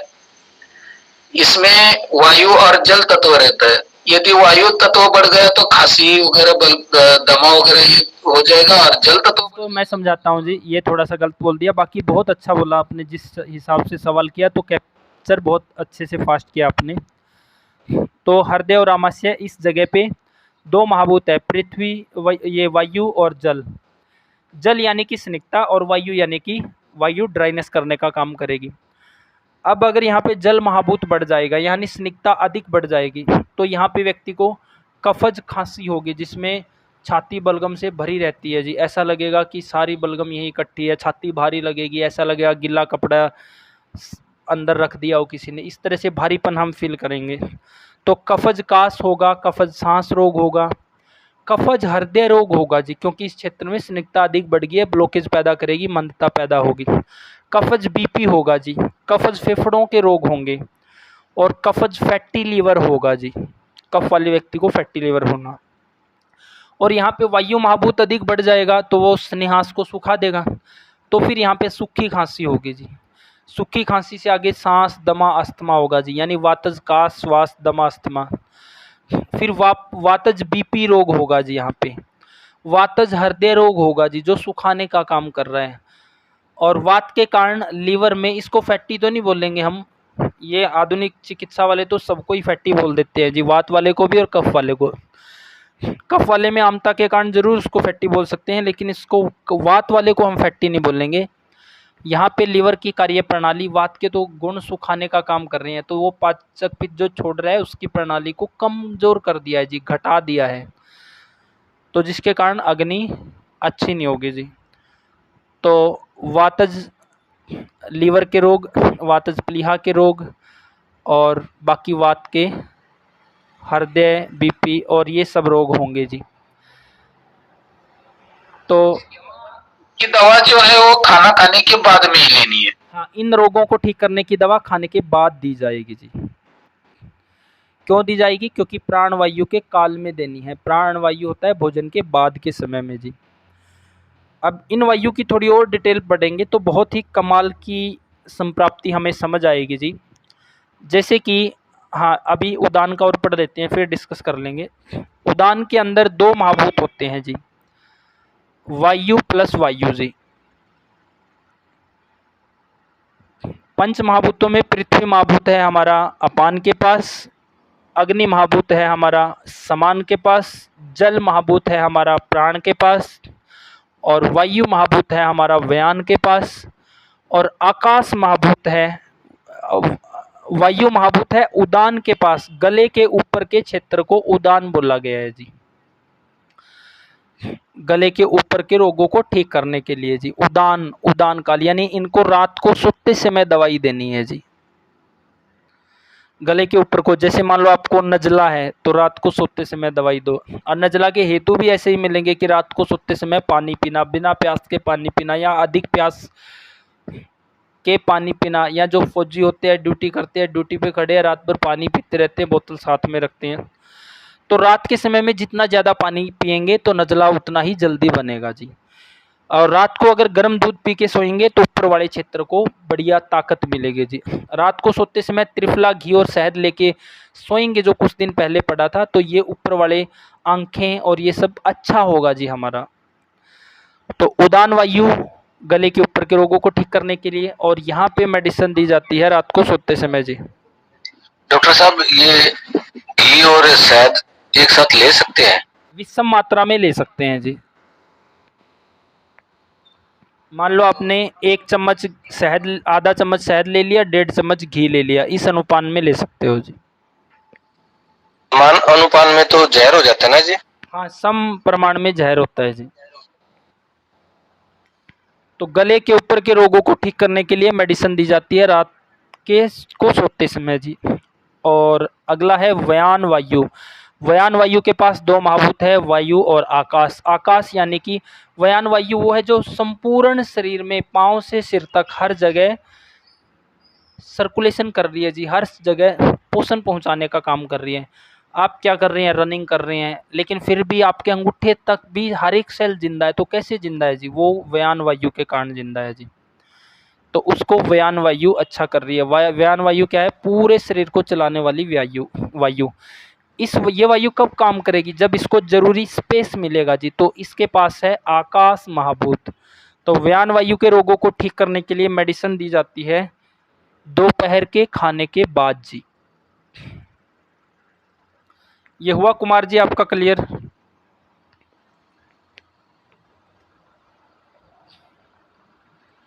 तो गुरुजी इनके लिए जो है दवाइयाँ पूरे दिन में एक ही समय देनी चाहिए बस? अच्छा सवाल है जी।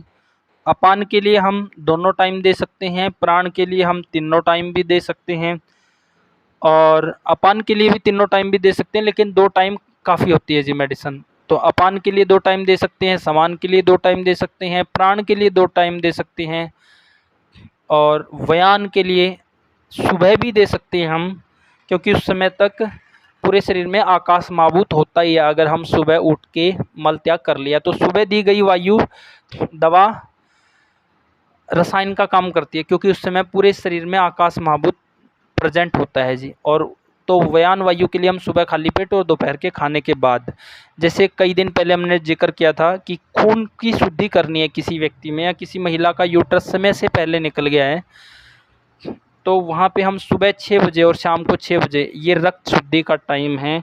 रक्त में सर्कुलेशन बढ़िया होता है इस समय, तो यहाँ पे हम मेडिसिन दे सकते हैं जी।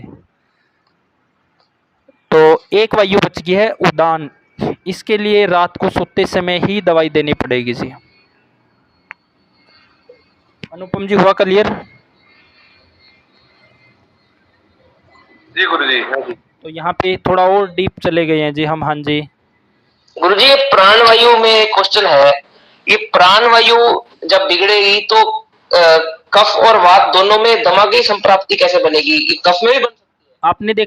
आपने देखा होगा कि पतले व्यक्ति को भी सांस रोग होता है, दमा होता है, और भारी व्यक्ति को भी सांस रोग और दमा होता है। देखा है जी आपने किसी व्यक्तियों में ऐसा? हाँ जी, हाँ जी। तो भारी व्यक्ति में कफ के गुणों के कारण है, पतले व्यक्ति में वात के गुणों के कारण है जी।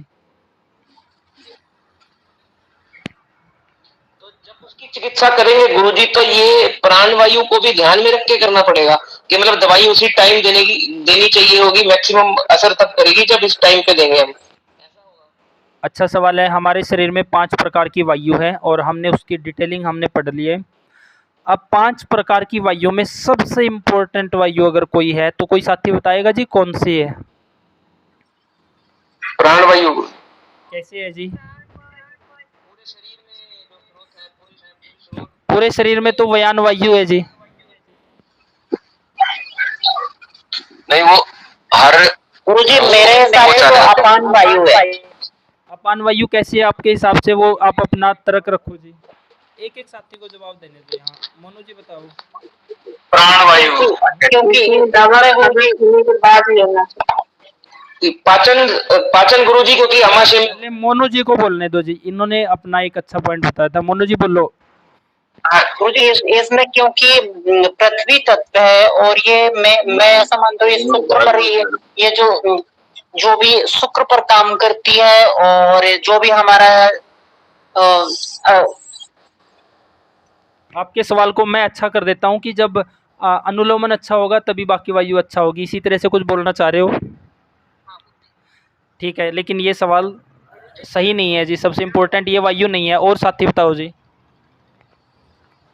प्राण वायु गुरुजी। प्राण वायु कैसे जी? आप हेतु कारण बताओ अपने। क्योंकि जब पाचन अच्छा होगा तो उसके एरिया में ही पाचन होता है, तो रस अच्छा बनेगा और आगे सभी धातु अच्छी बनेंगी। पाचन तो समान वायु के एरिया में होता है जी। हाँ, नाभि के पास। पर आप इसमें आमाशय से गले तक लिखा हुआ ना, तो आमाशय का मुझे लगा कि प्राण वायु का एरिया है। ठीक है, और बताना चाह रहा हूँ जी। गुरुजी मेरे ख्याल से व्यान वायु का महत्व अधिक रहेगा, क्योंकि वो संपूर्ण शरीर का पोषण करता है, सभी शरीर के सेल को, पेशी को अच्छे से कार्यान्वित में रखता है। बहुत अच्छा जवाब दिया है, लेकिन ये भी नहीं है जी। सबसे पहला नंबर इसका भी नहीं है। तर्क अच्छा दिया है। उदान वायु हो सकती है क्योंकि माइंड पर जाती है। गुरुजी, प्राण वायु जो है वो ही मुख्य है, क्योंकि बाकी जितनी भी वायु हो उन सबका आधार प्राण वायु है। ये जवाब आया जी सबसे अच्छा जवाब, क्योंकि नाम ही प्राण है। अगर प्राण ही नहीं होगे तो अपान का, व्यान का, उदान का, इनका कोई महत्व ही नहीं है जी। जिंदा तो इसी के सहारे हैं जी। हम जिंदा रहने के लिए प्राण वायु सबसे जरूरी है। अगर हमें वायु ना मिले तो कितने टाइम तक जिंदा रहेंगे जी? इसी को जीवनी शक्ति भी बोलते हैं जी। अब समझे? जिसको जीवनी शक्ति भी बोलते हैं। बिल्कुल सही बोल रहा है जी। तो पांचों वायु में सबसे इम्पोर्टेंट जो वायु है वो है प्राण वायु। जैसे नाम से ही पता है जी, प्राण है तो तभी तो आगे की वायु का महत्व है जी। प्राण नहीं होगे, और सबसे पहला प्राण हमारे शरीर के लिए है वो है जी ऑक्सीजन। वो प्राण वायु के द्वारा ही हमें मिलता है। जब ऑक्सीजन है तभी हम जिंदा है जी। पहला प्राण हमारा ऑक्सीजन है, दूसरा प्राण हमारा जल है, और तीसरा प्राण है हमारा शुद्ध भोजन जी। तो प्राण वायु सबसे इम्पोर्टेंट है, उसके सहारे हम जिंदा है। और एक और पॉइंट है जी, जैसे कि अपान वायु के पास क्या है जी? पृथ्वी महाभूत है, लेकिन उसमें गुरुता है, स्निग्धता कम है जी। समान वायु के पास वायु और आकाश है, वायु और अग्नि है जी। तो वहाँ पे अग्नि है जी। और व्यान के पास आकाश है और उदान के पास वायु है, तो पूरे शरीर को स्निग्धता देने का जो काम कर रही है वो प्राणवायु ही कर रही है जी। और पूरे शरीर में जब स्निग्धता होगी तभी तो शरीर फ्लेक्सिबल रहेगा, तभी तो बुढ़ापा नहीं आएगा जी। अगर किसी व्यक्ति के अंदर सूखी खांसी बन जाती है या वातज सांस बन जाता है, यानी कि प्राणवायु में वायु महाभूत अगर बढ़ जाता है तो वो जल को सुखा देगा, स्नेहांश को सुखा देगा, तो पूरे शरीर में वात प्रकोप बढ़ सकता है जी। पूरे शरीर में वात प्रकोप सुनामी की तरह पीड़ित कर सकता है जी पूरे शरीर को।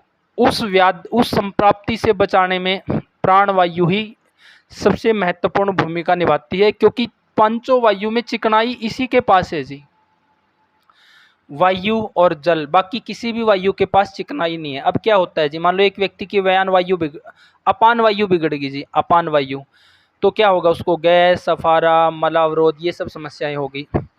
तो वो क्या करेगी, बैक आती हुई अपने समान को प्रभावित कर देगी। तो किसी की अपान और समान दोनों ही बिगड़ गई है, तो जब तक वे प्राण के अंदर स्नेहास है तो वो उस संप्राप्ति को ऊपर नहीं आने देगी, यानी व्यान भी सुरक्षित रहेगी और उदान भी सुरक्षित रहेगी जब तक प्राण में ताकत है।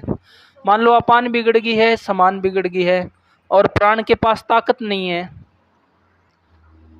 तो इसमें अपान बिगड़ गई है, समान बिगड़ गई है, तो बीच में चिकनाई है इसके पास, तो ये ऊपर वाले कॉम्बिनेशन को नहीं बिगड़ने देगी। अगर यहाँ पे भी ड्राइनेस बढ़ गया है तो उदान भी बिगड़ेगी, क्योंकि उदान और प्राण का एक ही साथ कनेक्शन है जी। और जब चारों ही बिगड़ गए तो व्यान को तो बिगाड़ ही देंगी जी। तो ये प्राणवायु पूरे शरीर की सबसे प्रमुख वायु है, ये जीवन का आधार है और ये ही पूरे शरीर में बैलेंस रखे हुए है, क्योंकि चिकनाई इसी के पास है जी। अब जब सम प्रमाण से अधिक ये बढ़ जाती है, प्राणवायु में जल महाभूत अधिक बढ़ जाएगा, तो क्या होगा जी, कफज बीपी होगा, कफज हृदय रोग होगा, कफज फैटी लीवर होगा, कफज कास होगा, श्वास होगा, कफज थायराइड होगा। क्यों होगा जी, क्योंकि इस क्षेत्र में स्निग्धता अधिक बढ़ गई है, आमाशय में स्निग्धता अधिक बढ़ गई है। हमने भोजन किया, सबसे पहले आमाशय में गया, वहाँ पे पेस्ट बनने का काम करेगा, उसमें जो अति स्निग्धता है वो अग्नि के पास जाएगी, अग्नि को मंद कर देगी जी। वैसे भी गुरुता, जब स्निग्धता और गुरुता आमाशय में है तो उसका स्वभाव है नीचे की तरफ जाना, तो अग्नि मंद कर देगी, अग्नि मंद होगी तो आम बनेगा, आम बनेगा तो फिर कफ की सभी व्याधियां पैदा हो सकती है जी। तो ये संप्राप्ति होती है भारी व्यक्ति में बीपी होने का, फैटी लीवर होने का, किडनी फेलियर होने का, और ये थायराइड, हृदय रोग, फेफड़ों के रोग, कास, श्वास, इन सब की संप्राप्ति इस तरह से बनती है जी कि कफ प्रकृति का व्यक्ति लंबे समय तक गुरु भोजनों का सेवन करेगा तो वो गुरु भोजन अग्नि को मंद कर देंगे और आम बनेगा, आम बनने से वो धीरे धीरे बनता रहा तो साम के रूप में धातुओं में फैल जाएगा जी। ये संप्राप्ति सभी को समझ आई जी? हाँ जी, हाँ जी, जी। तो इस तरह से होता है जी, ये 5 वायु का महत्व है। प्राण इसमें सबसे इम्पोर्टेंट है। और दूसरा नंबर है जी प्राण के बाद, वो है समान का जी, क्योंकि प्राण अच्छी है तो फिर समान भी अच्छी रहेगी, और समान अच्छी रहेगी तो पाचन अच्छा होगा और स्निग्धता शरीर में अच्छी जाएगी जब प्राण और समान बैलेंस में है। जब प्राण और समान बैलेंस में रहेगी तो उदान अपान भी अच्छी रहेगी जी, क्योंकि अपान कब बिगड़ेगी, मलावरोध कब होगा, या तो वात के गुणों के कारण उसके अंदर ड्राइनेस है, उसके अंदर खरता है, उसके अंदर लघुता है, वो कब है, जब आपका समान अच्छा नहीं है, तभी तो लघुता, ड्राइनेस और खरता पैदा होगी जी। समान अच्छा है, शुद्ध चिकनाई खाओगे तो कहाँ से रुक्षता और खरता आएगी जी।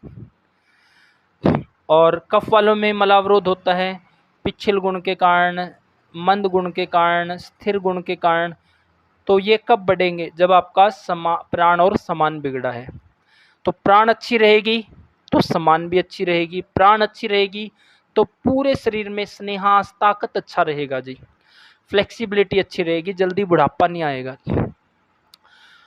और प्राण अच्छी रहेगी तो समान अच्छी रहेगी तो अपान भी अच्छी रहेगी, और प्राण अच्छी है तो उदान भी अच्छी रहेगी जी, और प्राण अच्छी है तो व्यान भी अच्छी रहेगी। क्यों? क्योंकि आकाश महाभूत अधिक नहीं बढ़ेगा जी, क्योंकि इसके पास स्नेहास है जी प्राण के पास।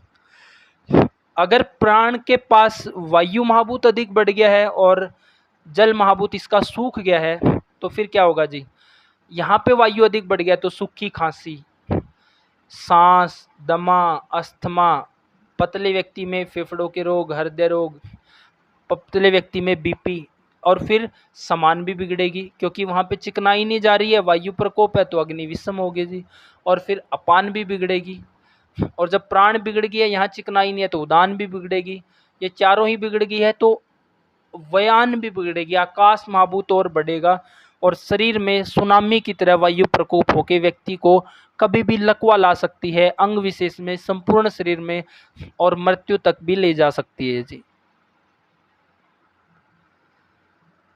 तो इस तरह से सबसे इम्पोर्टेंट अब क्या होता है जी, आप देखते होंगे कि किसी को भी खांसी हो जाती है तो उठा के शहद दे देते हैं, तुलसी दे देते हैं, दालचीनी दे देते हैं, रटा रटायर फार्मूला जी, काली मिर्च दे देते हैं, लेकिन सूखी खांसी में अगर ये दे दिया तो जल्दी यमराज के पास आप रोगी को पहुंचाओगे जी।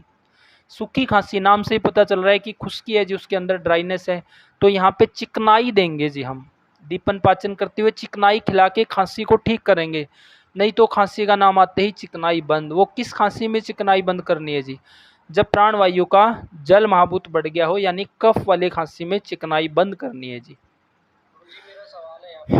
एक मिनट रुक जाओ जी, फिर करना। आप देखते हैं कि अगर किसी पतले व्यक्ति को सांस रोग हो गया तो वो बेचारा जीवन के अंतिम दिन तक दवाई खाता ही रहता है, कभी बंद नहीं हो पाती जी। क्यों? क्योंकि संप्राप्ति ही नहीं समझ रहे हैं जी, और वो दवाई जो दवाई खा रहा है एलोपैथी, वो उसके गुण भी ऐसे है कि और बढ़ाएंगे, अगर वो दवाई छोड़ के भी देखते हैं तो इतने परेशान होते हैं कि वो दोबारा दवाई छोड़ नहीं पाते जी, इतने वेग के साथ उनको दोबारा सांस रुकने लगता है। और भारी व्यक्ति में भी क्या है, अंदर कफ है, अब कफ को अगर नहीं निकाला तो पतले व्यक्ति में जो लाइन ऑफ ट्रीटमेंट रहता है जी, वात वाले के सांस, दमा, अस्थमा को ठीक करने के लिए दीपन पाचन करते हुए शुद्ध चिकनाई, और वहाँ पे स्नेहन, स्वेदन और अनुवासन तथा निरोहण बस्ती, इसके द्वारा हम वातज का सांस, दमा, अस्थमा को पूरी तरह से ठीक कर सकते हैं जी। और भारी व्यक्तियों में रहेगा जी दीपन पाचन, कफ का दीपन पाचन करते हुए फिर वहाँ पे स्नेहन, स्वेदन, वमन, विरेचन और लेखनीय द्रव्यों की बस्ती। तो इस तरह से हम फैटी लिवर की चिकित्सा करेंगे। तो कहाँ से क्या करेंगे जी, समझ आया है जी? सांस रोग में क्या करेंगे, काश में क्या करेंगे, कफज हृदय में क्या करेंगे, वहाँ से पहले आम का पचन करेंगे जी। तो इस तरह से बड़ी बीमारियां और संप्राप्ति बनती है। जब पांचों वायु को हम आने वाली कक्षा में डिटेल में पढ़ेंगे तो बहुत ही उच्च कोटि के वैद्य आप लोग बन जाओगे जी। हाँ जी, अब सवाल करो जी। गुरुजी, सूखी खांसी थी मेरे रिलेटिव में किसी को, बहुत पुरानी, बचपन से थी। तो एक भैया ने उनको फॉर्मूला बताया था कि मतलब गुड़ और तेल का मिश्रण करके, उन्होंने गुड़ को मतलब कूट करके पूरी तरह और उसमें सरसों का तेल डाल करके, तो उनकी खांसी ठीक हो गई, जो बड़े बड़े डॉक्टर नहीं कर पा रहे थे। तो इसका क्या कारण रहा? मतलब क्या पुड़े खिलाए उन्होंने? पुड़े गुड़ होता है ना, कच्चे सरसों, मतलब सरसों का तेल को मतलब पकाया नहीं, कच्चा ही रहने दिया। पहले तो मतलब कि एक बर्तन में उसको, जैसे इमाम दस्ते में हम कूटते हैं, गुड़ को कूट लिया गया और फिर उसमें सरसों का तेल डाल दिया। फिर उसको रोजाना 1 चम्मच या 2 चम्मच ऐसे सेवन के लिए बोला, और कुछ दिन में उनकी खांसी ठीक हो गई। उनकी आयु 40-45 थी। सरसों का कच्चा तेल दिया है तो समझ नहीं आता जी, लेकिन पका हुआ तेल अगर देंगे तो समझ आता है, क्योंकि वहाँ ड्राइनेस खत्म हो रही है। ठंडा देंगे तो उसमें शीत गुण है, पके हुए में हम गुड़ डाल के दे रहे हैं तो गुरुता बढ़ा रहा है, वो भी समझ आ रहा है। सूखी खांसी वाले को पूड़े खिलाएंगे, उससे भी खांसी सूखी ठीक होती है, वो भी समझा रहा है। दूध में घी डाल के देंगे, वहाँ से भी ड्राइनेस खत्म हो रही है, वो भी समझा रहा है। लेकिन कच्चे तेल में हम गुड़ देंगे तो उसमें शीत गुण है, तो मुझे नहीं लगता कि जी वो इतना कारगर है। चलो तुक्का लग गया होगा, लेकिन अगर गर्म गुड़ में हम देंगे तो वो ठीक करेगा जी, गर्म तेल में अगर हम देंगे तो मतलब गुरुजी, ये भी एक फॉर्मूला मतलब काम कर सकता है, कारगर है, मतलब कि गर्म तेल को पका करके उसमें गुड़ या पूड़े दे दिए जाए तो। देखो, ये फार्मूला नहीं है जी, ये लाइन ऑफ ट्रीटमेंट है। एक व्यक्ति जिसके अंदर खुश्की बन रही है तो आप उसको खुश्की चीज़ें दोगे या चिकनाई की चीज़ें खिलाओगे जी? खुश्की के लिए तो हम चिकनाई ही खिलाएंगे जी। उस तरह के व्यक्ति को हम क्या करेंगे, सीतोपलादी चूर्ण घी के साथ देंगे जी। और इसमें भी एक मेडिकेटेड वात सामक घी आता है, रासनादी घी, उसको गर्म करके उसके साथ हम सीतोपलादी चूर्ण देंगे। इस तरह के व्यक्ति को हम पूड़े खिलाएंगे जी, सरसों के तेल में बने हुए गर्मा गर्म पूड़े। उसके बाद ठंडा पानी नहीं पीना है, कहीं खांसी को और बढ़ा ले। तो पूड़े खिलाएंगे गर्मा गर्म, और हाँ खूब चिकनाई देंगे, दूध में घी डाल के देंगे, दूध में रासनादी घी डाल सकते हैं, हर तरह से चिकनाई देंगे दीपन पाचन अच्छा करते हुए, क्योंकि खुश्की जी अंदर ड्राइनेस है तो रुखापन बढ़ा हुआ है। और बलगम वाली में हम चिकनाई बंद रखेंगे जी। तो बहुत से लोग ये रटा रटाए फार्मूला दे देते हैं, दालचीनी, काली मिर्च, तुलसी पत्तर, शहद, ये वो बेचारे सूखी खांसी को इतना वहाँ तक पहुँचा देते हैं जी उनको। तो हमने गुणों के आधार पे लाइन ऑफ ट्रीटमेंट के हिसाब से काम करना है, तो ये चिकित्सा रहेगी जी। गुरुजी सरसों का तेल तो उष्णता बढ़ा देगा ना? फिर उष्णता ही तो चाहिए जी हमने, वात के अंदर तो शीत गुण है। वात में हमने क्या करना है जी, वात वाले को गर्म और चिकनाई तो खिलाना होता है वात वाले को। हाँ जी, हाँ जी। ठंडा और चिकना खिलाएंगे तो और शीत गुण को बढ़ा के और वेग को बढ़ा देगा जी वो। गुरुजी पुड़े क्या होता है थोड़ा सा समझ में नहीं आया, क्योंकि हम लोगों की भाषा में हम बताते हैं मतलब कि आटा होता है तो उसमें कुछ भी डाल सकते हैं। मैं मतलब कि सौंफ डाल देते हैं, गुड़ डाल देते हैं, मीठा उसमें गुड़ भी डाल करके उसका मतलब कि घोल बना लेते हैं पानी में, और उसको तेल में मतलब फ्राई करके निकाल देते हैं कढ़ाई में। तेल में फ्राई नहीं करते, तवे पे कर लेते हैं। हाँ जी हाँ जी। जैसे आपने साउथ इंडिया में वो तो चीले हो जाते हैं, चीला ही दोनों तरह से ही कर लेते हैं, तेल में फ्राई भी कर लेते हैं, तवे पे भी पका लेते हैं। भाई शादी ब्याह में हमारे यहाँ तो कढ़ाई में ही पूड़े तलते हैं, और चीला अलग होता है। चीले को ही यहाँ पे मेरे चीले को ही बोल रहे हैं जी। अच्छा अगर उसका जो नहीं उसका नहीं, अभी आप लोगों ने जो सवाल करना है जी, जो ये हमने पांचों वायु का महत्व पढ़ा, इसी से रिलेटेड सवाल करो तो ज़्यादा बेहतर रहेगा, क्योंकि जो टॉपिक पढ़ा है उससे रिलेटेड सवाल करोगे तो ज़्यादा अच्छा रहेगा जी। करो जी, किसी का भी कोई सवाल है तो। गुरुजी प्राणवायु जो है ना, ये पूरे शरीर में फेफड़े के द्वारा ही जाती है या फिर नाभि तक अपान वायु तक सीधी भी जाती है? ठीक है, अच्छा सवाल है जी। इसमें क्या होता है जी, हम बहुत लंबा गहरा सांस लेते हैं तो हमारी जो वायु है प्राणवायु वो नाभि पटल पे टकराती है जी, और नाभि पटल से हमारे पूरे शरीर में शिराओं का जाल फैला हुआ है जी, उसके थ्रू हर एक सेल में ये प्राणवायु जाती है जी। तो नाभि पटल तक लंबा गहरा सांस लेके देखोगे तो नाभि तक जाती है जी, और ऊपर से ही लेओगे छोड़ोगे तो ये फेफड़ों तक ही पहुंचेगी जी। फिर गुरुजी आगे हमारी कोशिकाओं पे जाकर के काम करती है, ऊर्जा प्रदान करती है उन लोगों को ना। हाँ जी गुरुजी वो है ना, मान लीजिए फेफड़ों तक जाने के लिए पाइप है, नाभि तक जाने के लिए पाइप तो नहीं है ऐसी, तो फिर वो किस तरह से पहुंचती है वो वहां तक, नाभि तक वायु हो क्यों जाती नहीं है? पहुंचती है जी? श्वास लेके देखो आप कैसे जा रही है, अभी भर के देखो श्वास, लंबा गहरा श्वास लेके देखो। पेट तो गुरुजी जैसे जैसे नहीं है, ये पूरा मैं सिखाऊंगा इस विषय में, मैं आपको जैसे- अगर समय लगा तो। जैसे जी छोटे बच्चे को आप सोते हुए देखोगे तो उसकी नाभि तक मतलब पूरा पेट फूलेगा उसका। आप 2-3 साल का बच्चा है, उसको आप ध्यान से देखोगे, जब वो सोता होगा तो आपको पता लग जाएगा कि भाई साहब पेट फूलने का निषेध नहीं है, पेट तो फूलता है, वो सभी का फूलेगा। ज्यादा सांस लेंगे तो पेट भाई साहब सुनो भाई साहब, प्राणवायु पूरी उसकी जाती है नाभि तक।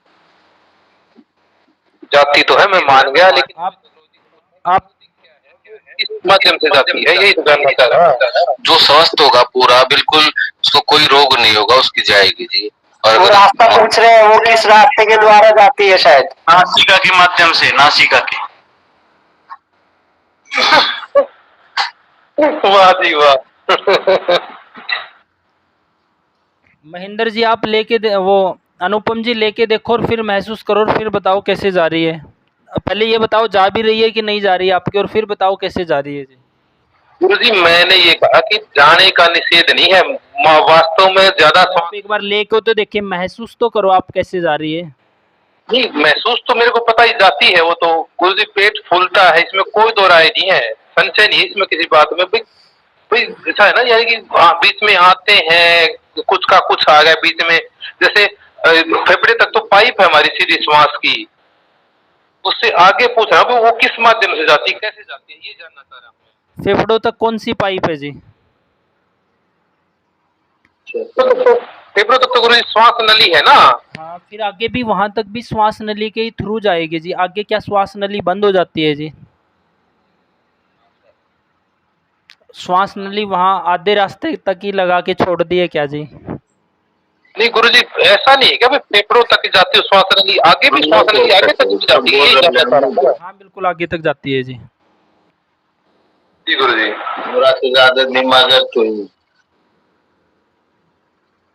इसी टॉपिक से रिलेटेड सवाल रखो जी, किसी का भी सवाल है।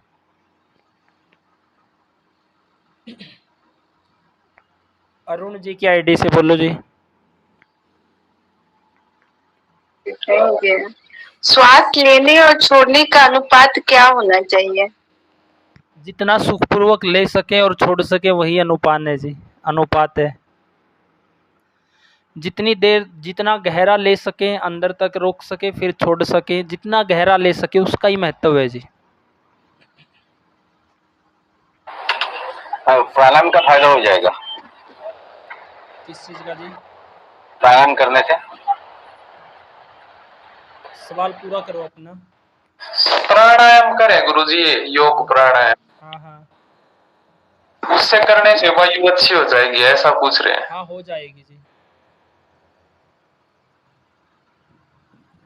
गुरुजी फिर मैं ऐसा मानता हूँ कि अगर हमें ये जो हमारी प्राण वायु अच्छी रहेगी तो हमारा पूरी प्रकार की सभी वायु अच्छी रहेंगी। तो इसका मतलब हम जितने जल्दी अगर हम सुबह सुबह की हवा में जितना हम अपना समय बिताएं तो उसके हिसाब से उतनी ज्यादा प्राणवायु ज्यादा अच्छी रहेगी। बिल्कुल सही बोला है मोनू जी। टाइम पे सोना, टाइम पे सुबह जल्दी उठना, 5 बजे उठ जाना, फिर हम ताज़ी हवा में जितना टहलेंगे और फिर जितना हम शुद्ध चिकनाई खाएंगे, तो आपकी प्राण वायु एक शुद्ध वायु के ऊपर डिपेंड है और दूसरा शुद्ध चिकनाई के ऊपर। अगर शुद्ध चिकनाई है तो संपूर्ण शरीर में चिकनाई यहीं से जाएगी जी, अगर आप शुद्ध चिकनाई खा रहे हो, क्योंकि शरीर तो अंदर चिकनाई प्रोड्यूस करेगा नहीं। अब जो चिकनाई नहीं खाएंगे तो वो जल्दी बुढ़ापा की तरफ जाएंगे जी। आजकल की जो यंग जनरेशन है वो दूध और घी से तो इस तरह नफरत करती है, इतना जहर से नफरत नहीं करते जी वो। तो शुद्ध चिकनाई खाना बहुत अनिवार्य है जी, तभी प्राणवायु अच्छी रहेगी, तभी पूरे शरीर का बैलेंस बना रहेगा जी। अगर प्राणवायु का स्नेहा सूख गया है तो आकाश माबूत बढ़ जाएगा, शरीर खोखला हो जाएगा और वायु उत्पाद मचाएगी जी। अगला सवाल रखो जी। बहुत अच्छा सवाल किया है मोनू जी ने। और किसी का सवाल है तो रखे जी। गुरुजी एक सवाल है, हाँ जी, हाँ जी। प्राण वायु संपूर्ण शरीर में भी भ्रमण करती है अथवा नहीं? हाँ, बिल्कुल करती है जी। मस्तिष्क में भी जाती है? कहाँ पे जी? मस्तिष्क, ब्रेन। जाती है जी, हर सेल में जाती है, पाँव से लेके सिर तक। पाँव से लेके सिर तक हर सेल में जाती है जी प्राणवायु, तभी हर एक सेल जिंदा है। जिस वायु में नहीं जाएगी वो सेल मरना शुरू हो जाएंगे, फिर वहाँ पे पैदा होगी कैंसर जी। धन्यवाद गुरुजी। गुरुजी बाकी जो शरीर की बॉडी है तो प्राणवायु तो फिर रखने दो जी। सवाल आपने रख लिया था अपना एक सवाल, सुमित अपना सवाल रखो ताकि सबके सवाल कवर होते हैं। हाँ जी। गुरुजी जैसे अब रेस्ट कब्जियत अनुलोमन के लिए बाद में देते हैं जी, ठीक है जी। और लेकिन अपान वायु, तो ये अपान वायु के भी लक्षण है जी, इसमें मतलब ये खाना खाने से 40 मिनट पहले दे रहे हैं जी, तो इसमें समझ में नहीं आ रही। ठीक है जी, इसमें कन्फ्यूजन नहीं होना है, धीरे धीरे आगे पढ़ेंगे समझ आ जाएगा। मान लो एक व्यक्ति में हो सकता है जी लघु गुण के कारण अनुलोमन नहीं बन पा रहा है, तो उसमें हम पहले देंगे तो उसमें लघुता पहले ही है, पहले हम दीपन अच्छा करेंगे, फिर पाचन अच्छा करेंगे और फिर खाने के बाद हम उसको देंगे जब भोजन पच चुका हो जी। सुमित जी, अगर किसी व्यक्ति के अंदर लघुता है तो उसमें क्या है जी, मल त्याग करने से पहले भी परेशान है, वो मल त्याग करने के बाद भी परेशान है, तो पहले हम दीपन पाचन करके गुरुता बढ़ा के फिर हम बाद में देंगे अभ्या को, ताकि अनुलोमन अच्छा हो। खाली पेट कैसे होगा जी, क्योंकि वहाँ वायु ही वायु है जी गुरुजी। हुआ कि और भी सवाल है कोई इसी के ऊपर? गुरुजी इससे हटकर थोड़ा सा सवाल क्या पूछ सकता हूँ या बाद में पूछूं? पूछो जी, अगर छोटा होगा तो दे देंगे, नहीं बाद में ले लेंगे। जी बिल्कुल छोटा है। मैं आज तक ऑब्जर्व करता आ रहा हूँ कि हम कोई भी उटपटांग क्वेश्चन पूछ लेते हैं तो आप इतने धीमे और इतने मस्त स्वर में आज उत्तर आंसर दे देते हैं, आप जवाब दे देते हैं। तो इसका राज क्या है? क्योंकि हमारे पास कोई भी एक ऊंची आवाज में या कुछ बोल देता है तो हमारे शरीर में वो खून दौड़ना शुरू हो जाता है और गुस्सा आ जाता है, लेकिन आपका जो स्वर है बिल्कुल एक ही लय में रहता है। इसका क्या राज है? आयुर्वेद में ऐसा कहा गया है जी, इसका ज्ञान है जी, ज्ञान गुरु जी के पास ज्ञान है तो वो ठंडे रहते हैं। आयुर्वेद में, हाँ अच्छा बताया जी, आयुर्वेद में ऐसा कहा गया है जी, हर परिस्थिति में बैलेंस में रहो जी, बैलेंस में रहोगे, समता में रहोगे। हर चीज़ में बोला तो गया है, ना ज़्यादा भोगी बनो, ना ज़्यादा त्यागी बनो, ना ज़्यादा क्रोध शोक चिंता में रहो, ना ज़्यादा भय इनमें रहो। तो इन सब में शरीर में वात पित्त कफ का इनबैलेंस ही बिगड़ता है जी। तो समता में रहने की कोशिश करो जी। मध्यम मार्ग अपनाना है जी। बिल्कुल जी, मध्यम मार्ग अपनाना है। बहुत ज़्यादा लाखों रुपए आ गए तो खुश नहीं होना है, लाखों रुपए का नुकसान हो गया है तो भी दुखी नहीं मनाना है। क्योंकि कई लोगों में ऐसा देखा है कि बहुत खुशी में भी हार्ट अटैक आ जाता है और दुख में तो आता ही है जी।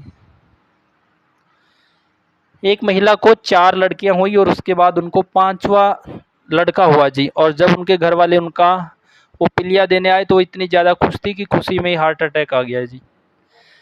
और नुकसान में तो आप सब लोगों ने देखा ही होगा हार्ट अटैक आते हुए जी। गुरु जी उनको ये हाँ जी, हार्ट अटैक तो आया खुशी में, संप्राप्ति क्या बनी उसको? संप्राप्ति तो जी ऐसा है, अधिक खुशी होगी या अधिक गम होगा तो दोनों ही चीज़ में ये संप्राप्ति बन सकती है। अधिक गम में क्या है जी, एकदम आपको झटका लगा है, और अति खुशी में भी ऐसा हो जाता है जी। उनकी वायु बिगड़ी है गुरु जी, ऐसा पूछ रहे हैं अनुपम जी शायद। हाँ देखो, अति जब हम कुछ किसी भी चीज़ की कर रहे हैं, चाहे खुशी की या उसकी, मतलब आप देखोगे कि अति कुछ भी करोगे तो रुकावट तो उसमें भी आ जाती है जी। कोई भी अति चीज़ आप करोगे, अति कार्य अगर आप कर रहे हो। गुरुजी मैं ये पूछना चाहता हूँ, हाँ जी, ये पूरा कि अगर मान लीजिए रात में, अगर जो भी रात का दिन का समय है, मान लीजिए रात का 2 बजे से लेकर 6 बजे तक वायु का समय है, ठीक है। तो अगर हम 5 बजे उठ के 6 बजे तक अगर हम शुद्ध वायु में घूमेंगे तो हमारे शरीर में वायु तो नहीं बढ़ जाएगा? ये तो बिल्कुल ही अलग तरह का सवाल कर दिया जी आपने। मेरे मन में ऐसा इसलिए मैंने बोला। नहीं बढ़ेगा जी वायु, क्योंकि वहाँ अति नहीं कर रहे हो जी, वहाँ तो आप बैलेंस में जरूरी वायु अपने लिए ले रहे हो जी। गुरुजी हाँ जी, हाँ जी बोलो। मैं अभी कक्षा लेते लेते तुरंत सो जाता हूँ। रोजाना मेरा मतलब नींद का यही समय है उचित, और मैं सो जाता हूँ, और रात्रि में 2:30-3 बजे के बाद मेरी नींद पूरी हो जाती है। ठीक है, जिस समय भी नींद आपकी पूरी हो जाती है तो उस समय आप सुबह उठ के नहा धो के फिर अपना कोई, उसके बाद में बात प्रकृति का हूँ, और फिर मैं नदी पे 2-3 किलोमीटर घूमने जाता हूँ सुबह में, मेरा 4 4:30 के आसपास। और तुरंत आते ही जब गुरुजी पेट खाली हो जाता है तो भूख बहुत तेज लगती है उसके बाद। फिर होगा ही जी, जितनी अच्छी अपान वायु होगी फिर समान उतनी ही अच्छी होगी। अपान समान का कनेक्शन अपान के ऊपर ही निर्भर है जी। तो गुरुजी ये सही है मेरा मतलब कि चलन, या फिर ऐसा है, दिन में ज़्यादा मेहनत का काम नहीं होगा आपका। हाँ, थोड़ा मेहनत का काम करो, थोड़ा शरीर में थकावट बनेगी तो नींद कम से कम 5 बजे तक आनी चाहिए आपको, इतना जल्दी भी नहीं उठना है। 6 घंटे की नींद मेरी पूरी शुरू से ही रहती है, मतलब ऐसा हो जाता है मतलब। लेकिन आगे जब आप वात के काल में जाओगे तो उस समय परेशानी आएगी, तो आप 10 से 6 5 बजे तक की नींद लेंगे, 9 से 5 बजे तक की लोगे तो बेटर रहेगा जी आपके लिए। ठीक है गुरुजी, फिर मैं आगे ध्यान रखूंगा इसके लिए। और किसी का कोई सवाल जी?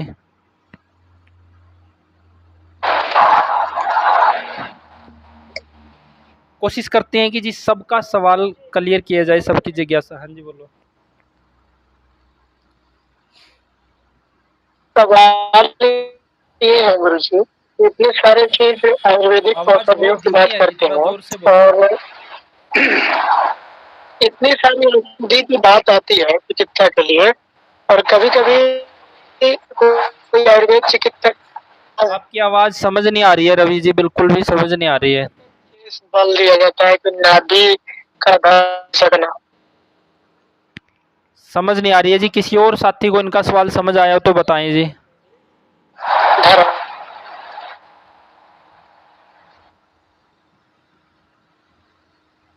हाँ बोलो जी, बोलो। सवाल समझ नहीं आया, आपकी आवाज़ क्लियर नहीं आई रवि जी। मैं ये कह रहा था गुरु जी कि कुछ ऐसे आवाज़ कट रही है जी, आपकी आवाज़ कट रही है। अगला साथी सवाल रख सकते हैं जी।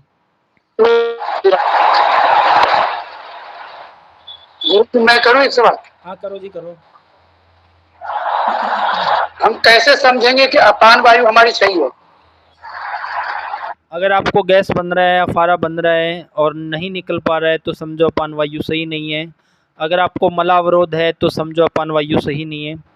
यानी कि मल, मूत्र और गैस, इन सब का समय पे समुचित प्रमाण में ना निकलना ही हम मानेंगे कि अपान वायु सही नहीं है जी। तो कहने का मतलब नाभि के नीचे रहती है अपान वायु, मतलब गुदा मार्ग से बाहर निकल जाए, वही सही का प्रतीक है ना? बिल्कुल जी। धन्यवाद गुरुजी, यही से मैं प्राण वायु के बारे में पूछना चाहता हूँ। प्राणवायु सही नहीं है। अगर सांस लेने में तकलीफ आ रही है तो प्राणवायु सही नहीं है। सांस फूल रहा है तो प्राणवायु सही नहीं है जी। सांस में किसी भी तरह की तकलीफ आना, छाती में भारीपन लगना, छाती में रुकावट महसूस होना, जैसे कि पतले व्यक्तियों में क्या होता है जी, जिनके अंदर प्राणवायु का वायु महाभूत बढ़ा है, ड्राइनेस बढ़ी है, तो उनका सांस फूलता है जी। और जो भारी व्यक्ति हैं उनके श्वास में रुकावट आती है जी। एक का फूलता है, एक में श्वास लेने में रुकावट आएगी जी। मोनो जी। जी गुरुजी।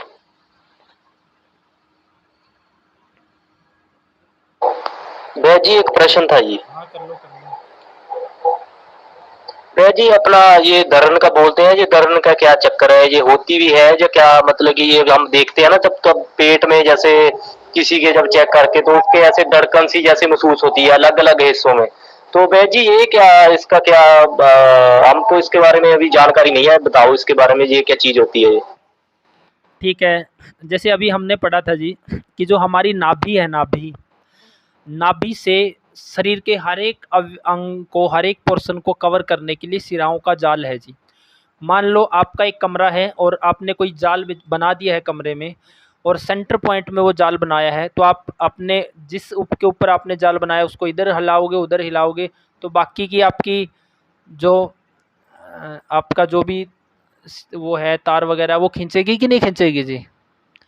तो वही नाभि का है जी। तो नाभि हमारे शरीर का केंद्र बिंदु है और यहाँ से पूरे शरीर में जाल फैला हुआ है, और वो अगर इधर जाएगी, उधर जाएगी, तो वो जाल उधर जाएगी तो उधर से खींचेगा, इधर जाएगी तो इधर से खींचेगा जी। ये सही है जी। अगर नाभि का गड़बड़ हो गया है तो समान वायु बिगड़ी ही रहेगी जी। गुलशन जी हुआ क्लियर? जी जी हो गया। वैद्य जी फिर इसका इलाज क्या है वैद्य जी? इसका इलाज तो सेंटर में लेके आना ही इलाज है जी। सेंटर में ही रहनी चाहिए ये खिसक क्यों रही है? शक्ति से अधिक कार्य कर रहे हैं या लंबी यात्रा कर रहे हैं या बार बार खिसकने लग गई है, तो किस कारण से ये खिसकेगी? तभी जब बहुत ज़्यादा वजन उठा लेते हैं या शक्ति से अधिक कार्य करते हैं। एक बार अगर खिसकने लग गई तो फिर ये ढीली पड़ जाती है, तो फिर खिसकती रहती है जी। तो जब तक पूरी तरह से ठीक ना हो तो इस पे लगे रहना है जी, और इसको हमेशा बैलेंस में रखना है। तो बैलेंस में लाने के उपाय वैद्य? बैलेंस में तो इसमें जो सिद्धस्थ वैद्य है आपका, जो भी आपके आसपास में नाभि ठीक करने वाले तो बहुत मिल जाते हैं जी, वो सेंटर में कर देंगे इसको। दवाई से नहीं बात बनेगी इस पे वो जो जिसको भी समझ है वो ठीक कर देगा जी।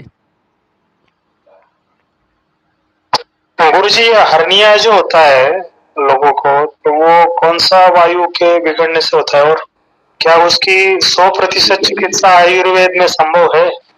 आयुर्वेद में किसी भी रोग की 100% चिकित्सा डिपेंड करती है कि जी रोग साध्य स्थिति में है या अप्य स्थिति में या असाध्य स्थिति में है, रोग कब से है, किस टाइम से है, और उसमें संप्राप्ति क्या है जी। उस रोगी को देखो कि अग्नि का बल कैसा है, अनुलोमन कैसा है जी। अनुलोमन जरूर इनका बिगड़ा मिलेगा जी, तभी इस तरह की संप्राप्ति बनती है। बालकृष्ण जी।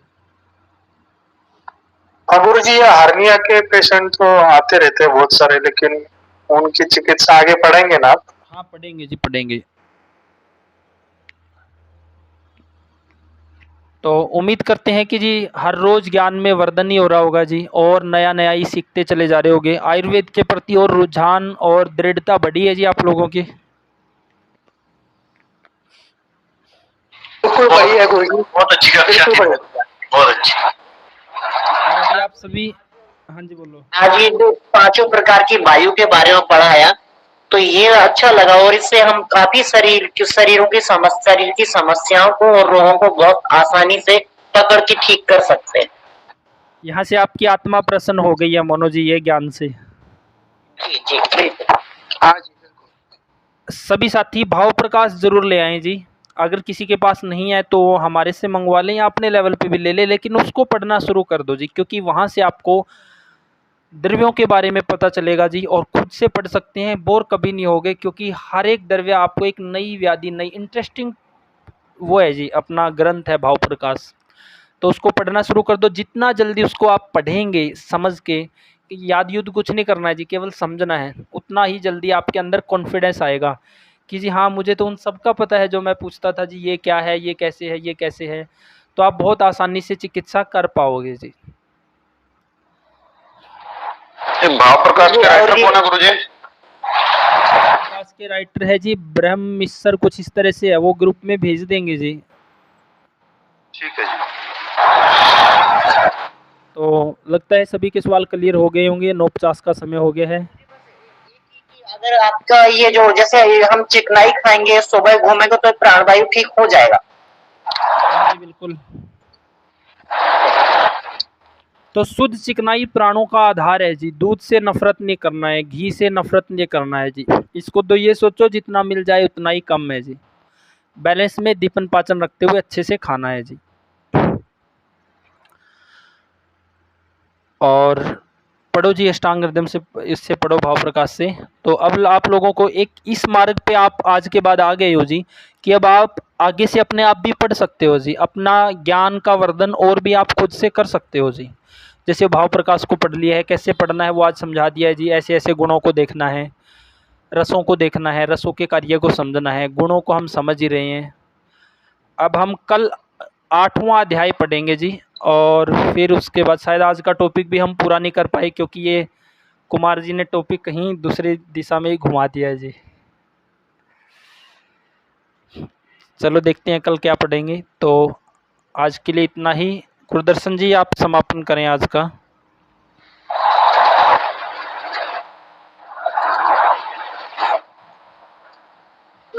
हाँ जी सभी को। गुरु जी एक मिनट, हाँ जी। एक मिनट। वो कल मेरा सवाल रह गया था तो आज उसे क्लियर करें। सवाल है जी, छोटा सवाल है तो बताओ। भगवान धन्वंतरी जी के विषय में कुछ बताया हमें। भगवान धन्वंतरी के विषय में गुरुदर्शन जी बताएंगे जी, और इस टॉपिक को कल लेंगे जी। आज मैं यात्रा में हूँ तो मैं नहीं बोल पाऊंगा। ठीक है जी। गुरु जी एक किताब के बारे में पूछनी है।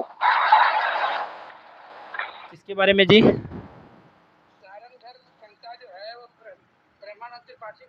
हाँ जी वही लेना है जी। ठीक है जी। तो आज के लिए इतना ही।